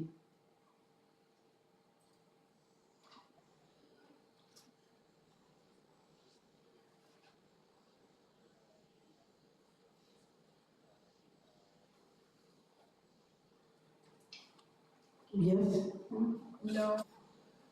The total cost, just give a ballpark figure for the total cost. We can't cost his hours because we don't know what they're gonna be, but the average ballpark figure for that.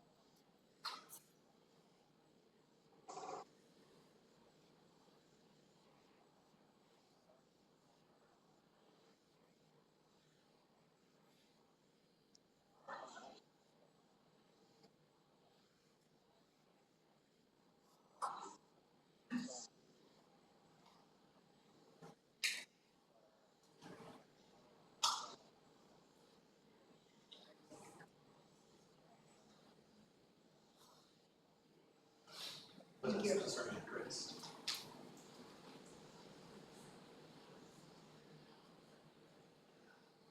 Yes.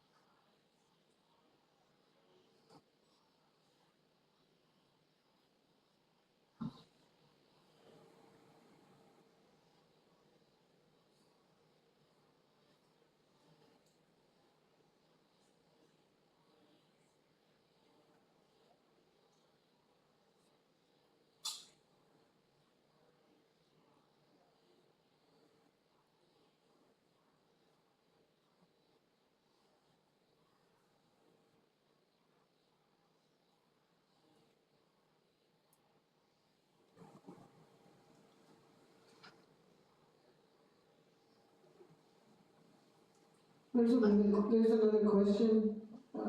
Yes. Like you're saying, you only have 6 days of cash on hand.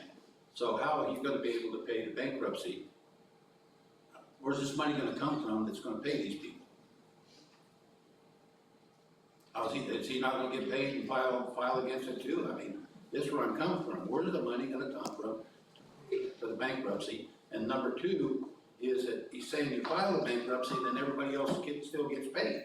So where's that money come from? Where's that money at?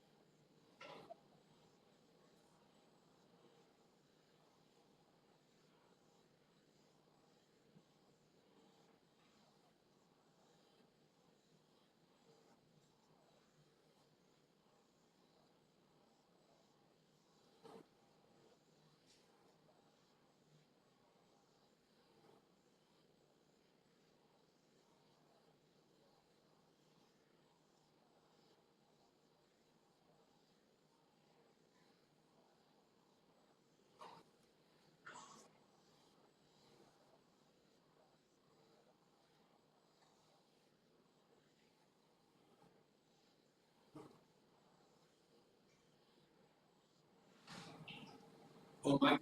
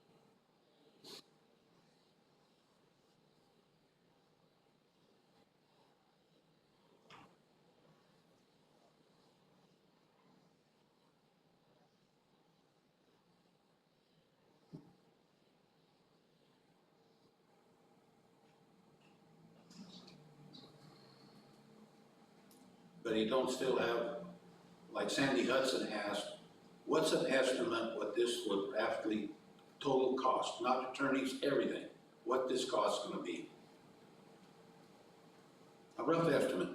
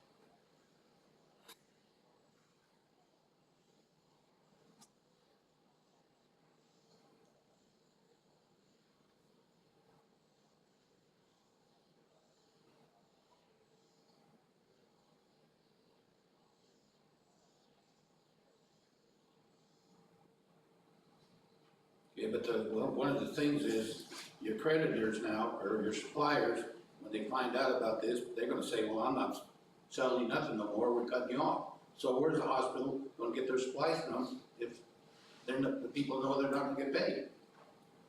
Where's this stuff gonna come, medicine, all your Band-Aids and all this stuff, where's it gonna come from? When they find out that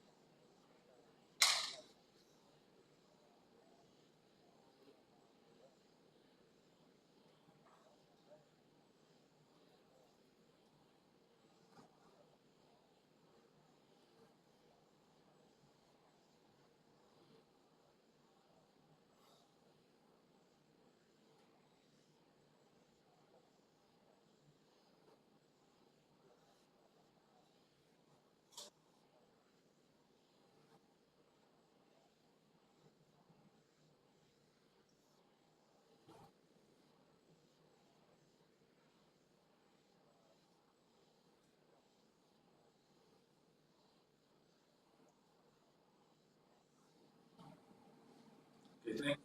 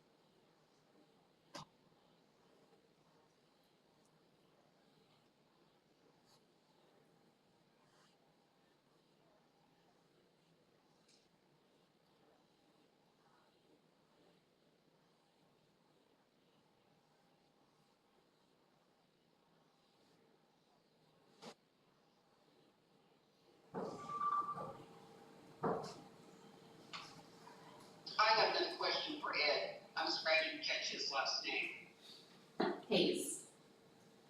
Mr. Hayes, can you hear me? My question is, since the employees have PTO, will they turn into creditors? Because they have not been paid out?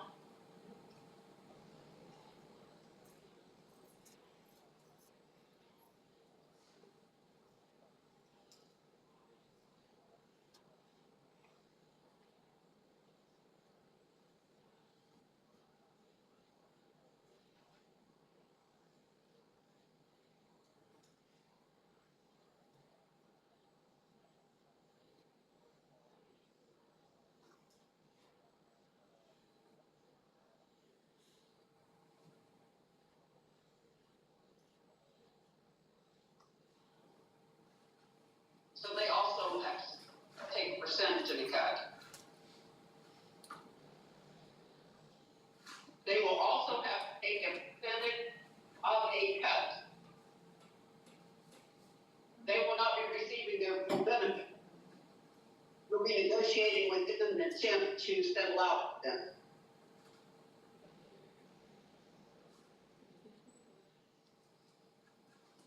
I'm sorry, I didn't hear that.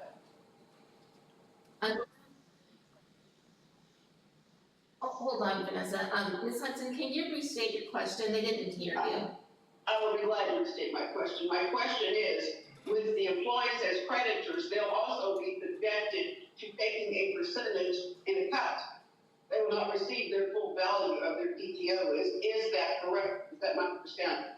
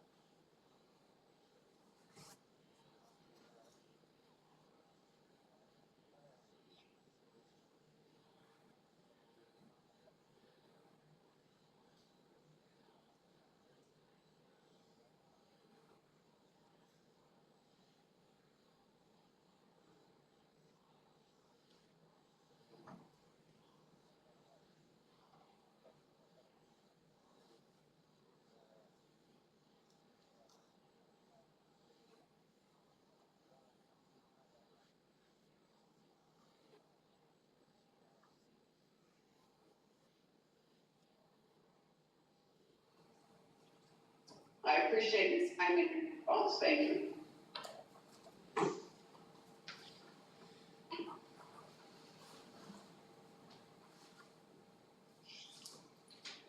Okay, is there any public comment? I just want to thank you for letting all of us try to talk and try to understand all this. Thank you, everybody, thank you. Is there any more public comment? I would like to say that it's very difficult to be in a hospital that is filing bankruptcy and sometimes it is closing. I was employed for Palo Verde Hospital when the hospital closed. I worked for the hospital for 6 months without getting any single check. And when the hospital closed, they would agree only to pay me the amount that I worked, no PTO, no sick time, anything at all, besides my salary. And it's happens. I don't think that we are in this situation, but it's very hard to live as an employee in a situation like this. It's not the first time that I see something coming, and well, and I'm sorry that I am expressing my experience that I have, but it is what it is.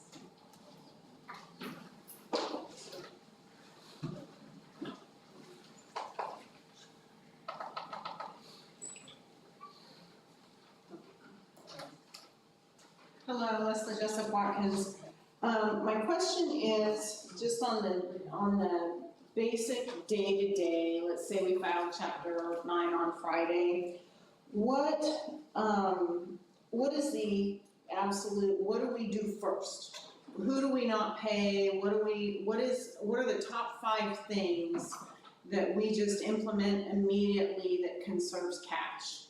And if we're doing that, and I guess that's the first question. What are we stating right at the front, at the top of the list?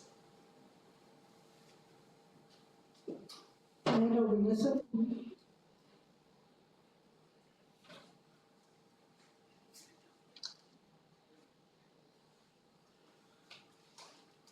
you're ready. For board direction. So in general, what would the ideas be that would be the first priorities of how we would go about it? Do we just cut off vendors? Do we reduce more services? I think that it's a fair question in the general sense. We're not holding anybody to anything. Just what are some of the things that are going to be affected on the day-to-day from the very beginning?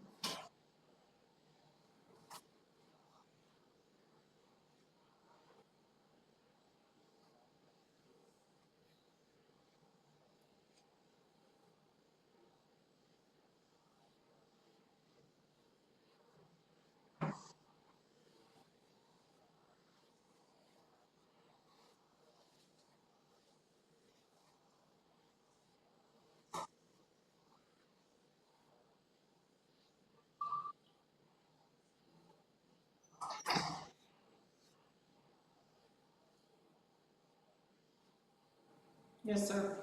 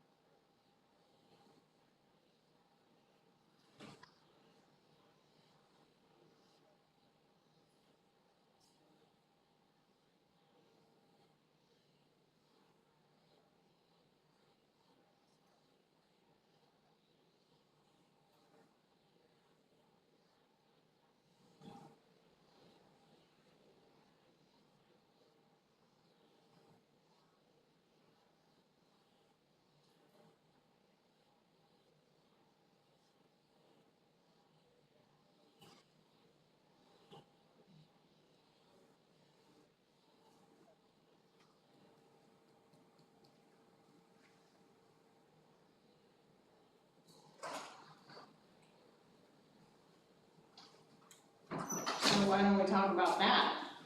What does that mean?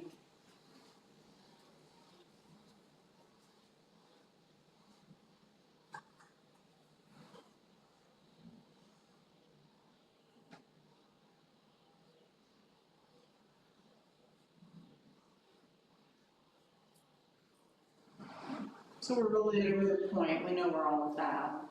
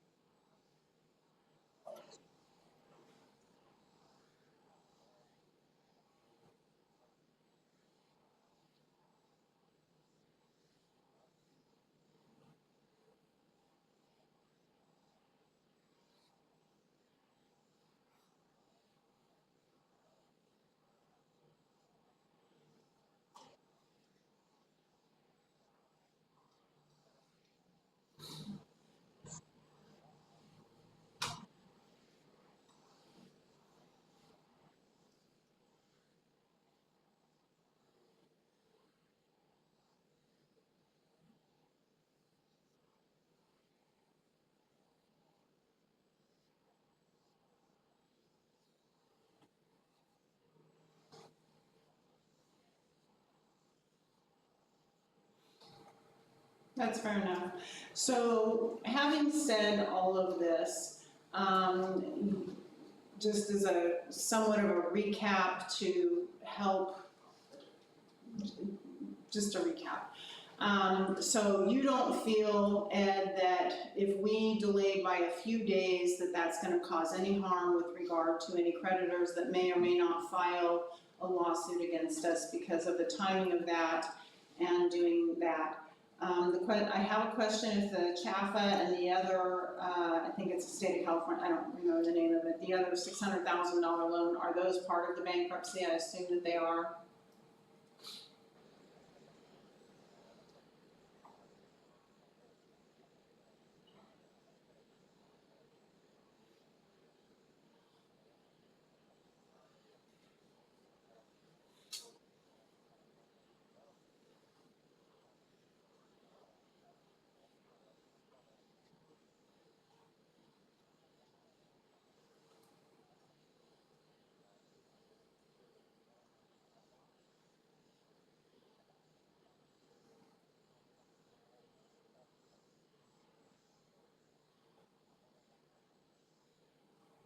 And that was my next point, is that regardless of any of this, regardless of a resolution or anything, if we run out of cash by Saturday, we are out of cash. That's just all there is to it.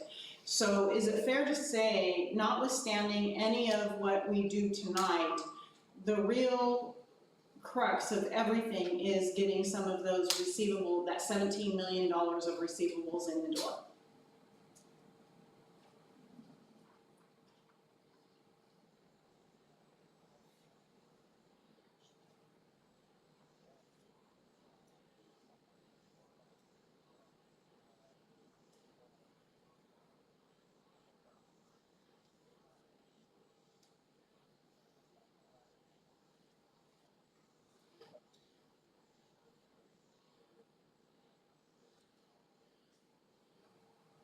And in addition to what you just said, we've already cut all of our expenses as much as what we possibly could. I think there's a few, that have not been looked at, but in the general sense, we're not paying creditors today, and so then it's just a matter of a tiered approach of what also doesn't get paid as time progresses, and that's part of the plan that you would be presenting to the court. Okay, thank you very much. Thank you all. Any more public comment? I just have a question. Earlier, Michael, when you were presenting, was that a printed copy of the PowerPoint slide deck that was up on the screen? Yes, and we'll do the copy that goes to the website. So how did that happen? We worked on it together. Okay, but he had a printed copy and he was here. We worked on it together. I understand, but it was up there and you told us. That's right, we emailed And it. you told Leslie specifically that we would We get that. emailed it as soon as we prepared it and we printed it and walked across the street, yes. We emailed it to Jason, correct. That's exactly So what what you told us was it had just been prepared. You're saying that it was across the street, you made a copy. Yeah, we didn't prepare it in the room, we prepared it. So you saw us sitting here, we weren't working.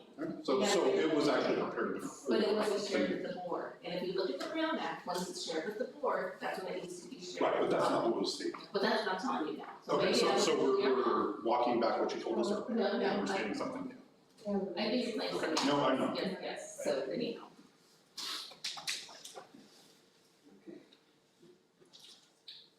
Okay, so now that we have the public comment, is there any more public comment?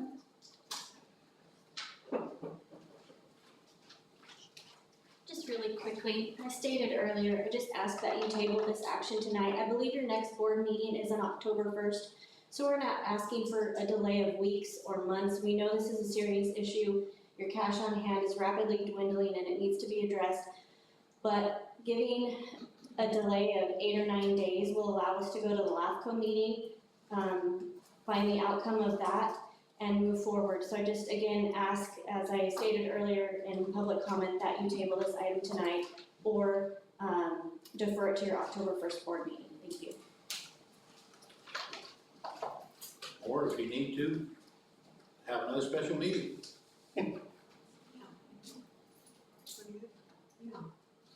See what happens after LAFCO, Okay, so,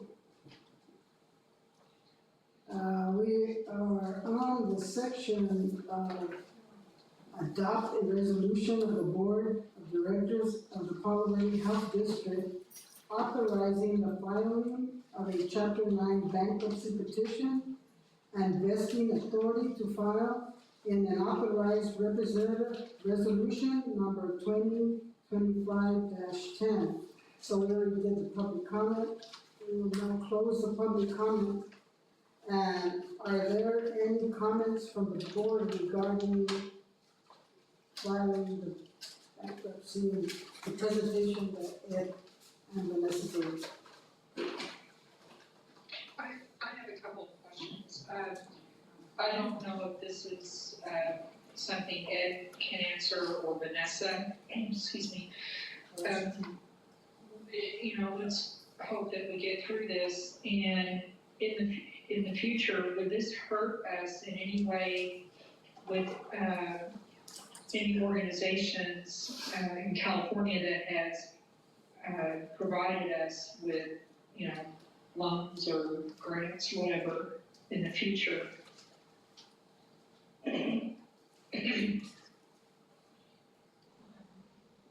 You get your.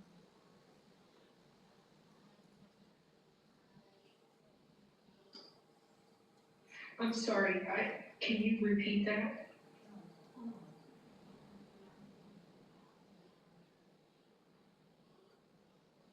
She means if we were gonna have any repercussions once we file bankruptcy and then later on that we need more funding, is the filing the bankruptcy gonna have any repercussions?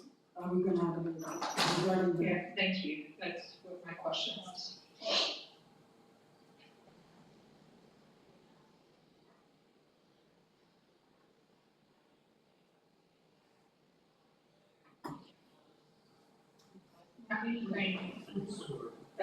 That the district has had, you've reviewed everything, right, with that $600,000, that, I mean, there's been a lot of programs that the district is participating in. My question is, with this bankruptcy potentially, would, moving forward, would that injure us in any way for future grants? For loans or grants?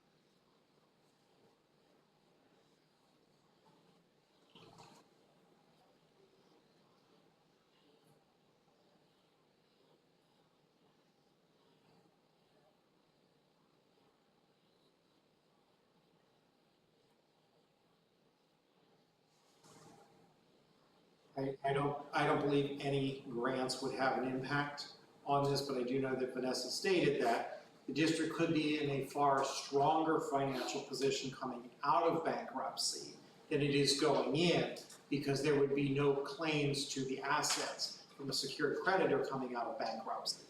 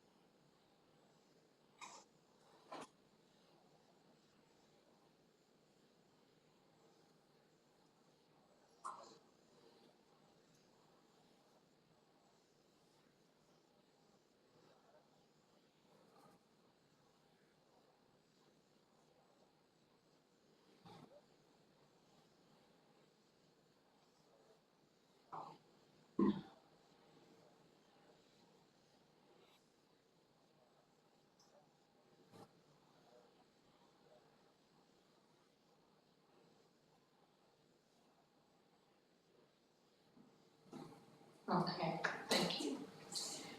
If I may be recognized real quick, Yes.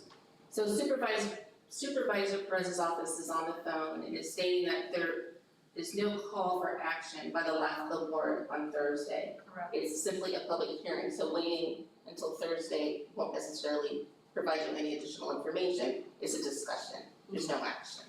Thank you. Thank you very much for that information. Okay. I see. Okay, let's see, that was Trina, is there any, you got any questions or any comment, Ms. Hudson? No, not this time. I'd like to make one, Dr. Brooks? on this one, I don't know if you could, item number 5A.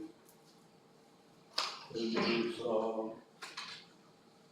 the meeting to be attended by our CEO and CFO at the meeting with LAFCO. Yeah, that's Wednesday. Thursday. I mean Thursday, I keep thinking Wednesday. That's on Thursday. Yeah, Thursday.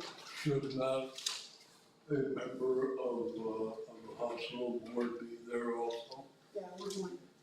We are. It's not mentioned there. So we'll be there. Yes.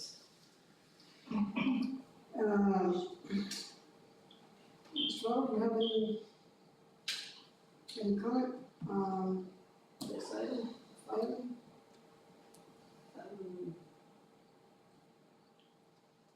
No. Okay. So now we are on, is there a motion to approve the resolution number 2025-10 authorizing the CEO and the board president to file Chapter 9 bankruptcy? Could I back up for a minute? Okay. Mallory? I'm sorry. You've requested a couple of times, and so has the mayor, that we wait a few days. I'm just wondering what you would expect to happen in those few days if we waited, what are we waiting for? Because I'm concerned about a lien being put on the hospital. Yes, I believe Mr. Hayes said that there wasn't a great fear of that happening in the next couple of days. Although they're not making a decision at LAFCO on Thursday, I'm pretty confident that we're going to get some clear direction as to what the LAFCO commissioners are thinking and the direction that they're going to move forward in.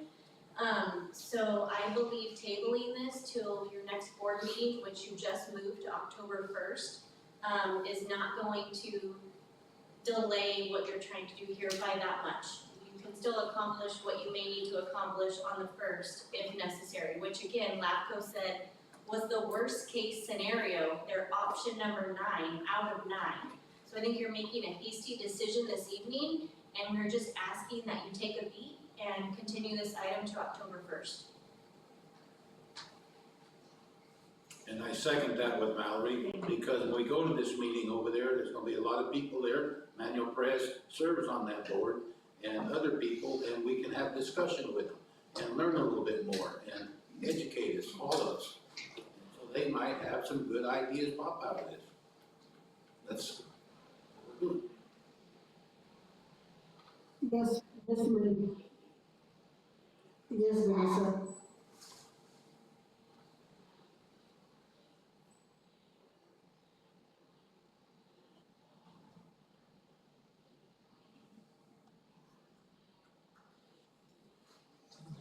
Next, the cash has to be moved for payroll later this week. The cash is impounded next Wednesday. Employees are paid next Friday.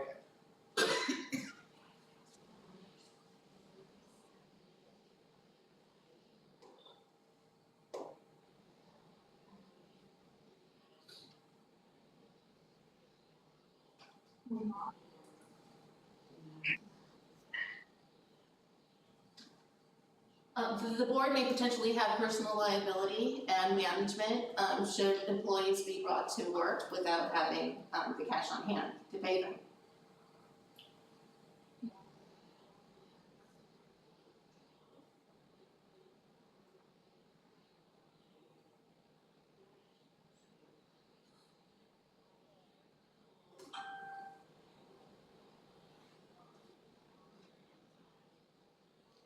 I would estimate to include the employee benefits, including retirement funds, employer paid taxes, we would need at least $300,000 to ensure that that payroll is covered. We are having to monitor this every day.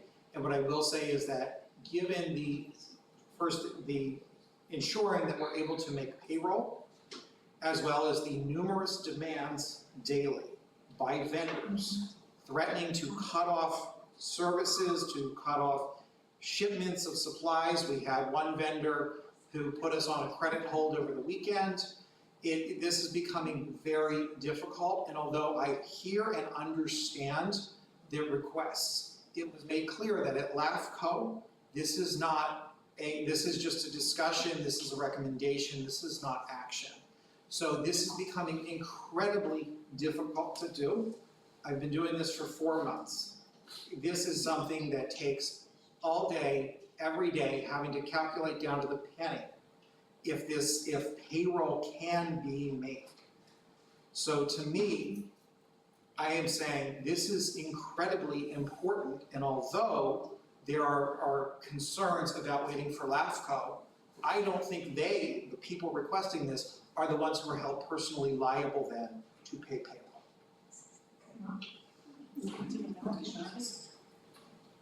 Okay, so. Call for the question, please. So, there's okay, so there is, need a motion? I'll make a motion. Okay, the motion is to approve the resolution number 2025-10 authorizing the CEO and the board president to file Chapter 9 bankruptcy. And in the motion, she moved. Do I hear a second?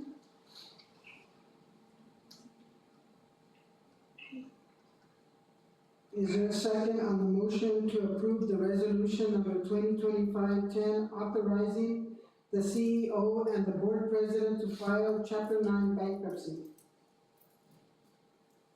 You can second it, Carmella. Yes, as the president, you may second it, any member of the board. I'll second it.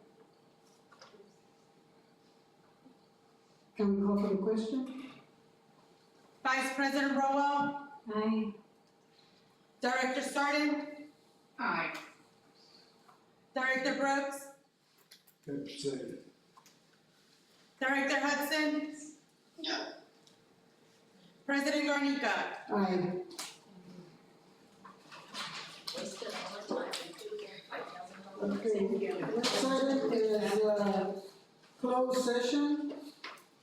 So do we have public comment regarding closed session?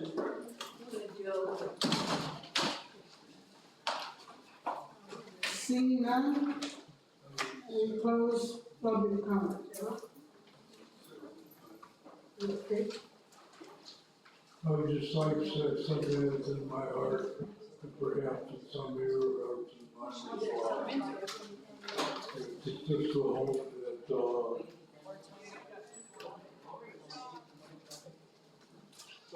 that the life and death of Charlie Kirk will not have been in vain.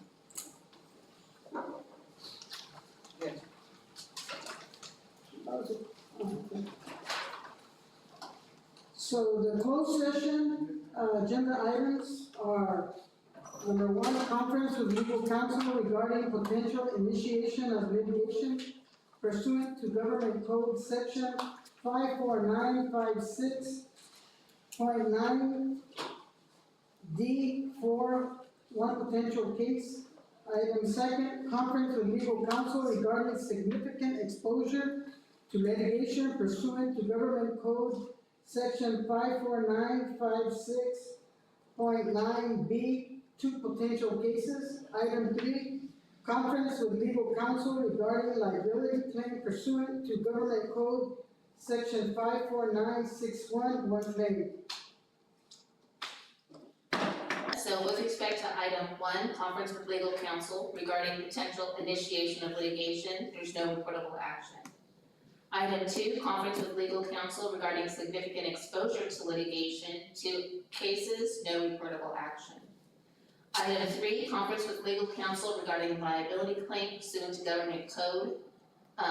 1 claim, it was voted to reject the claim. Brooks was yes, Rowell yes, Sarton yes, Garnica yes, and Hudson no. Thank you. Oh, I'm sorry, before you do that. Okay. Also, I'm sorry, the CEO is gonna circle back with, chief of staff. Okay, I have a question on that. Hold on, let's go close the meeting and then, you can ask me a question. Okay, That's it. we will now adjourn the meeting of today's meeting.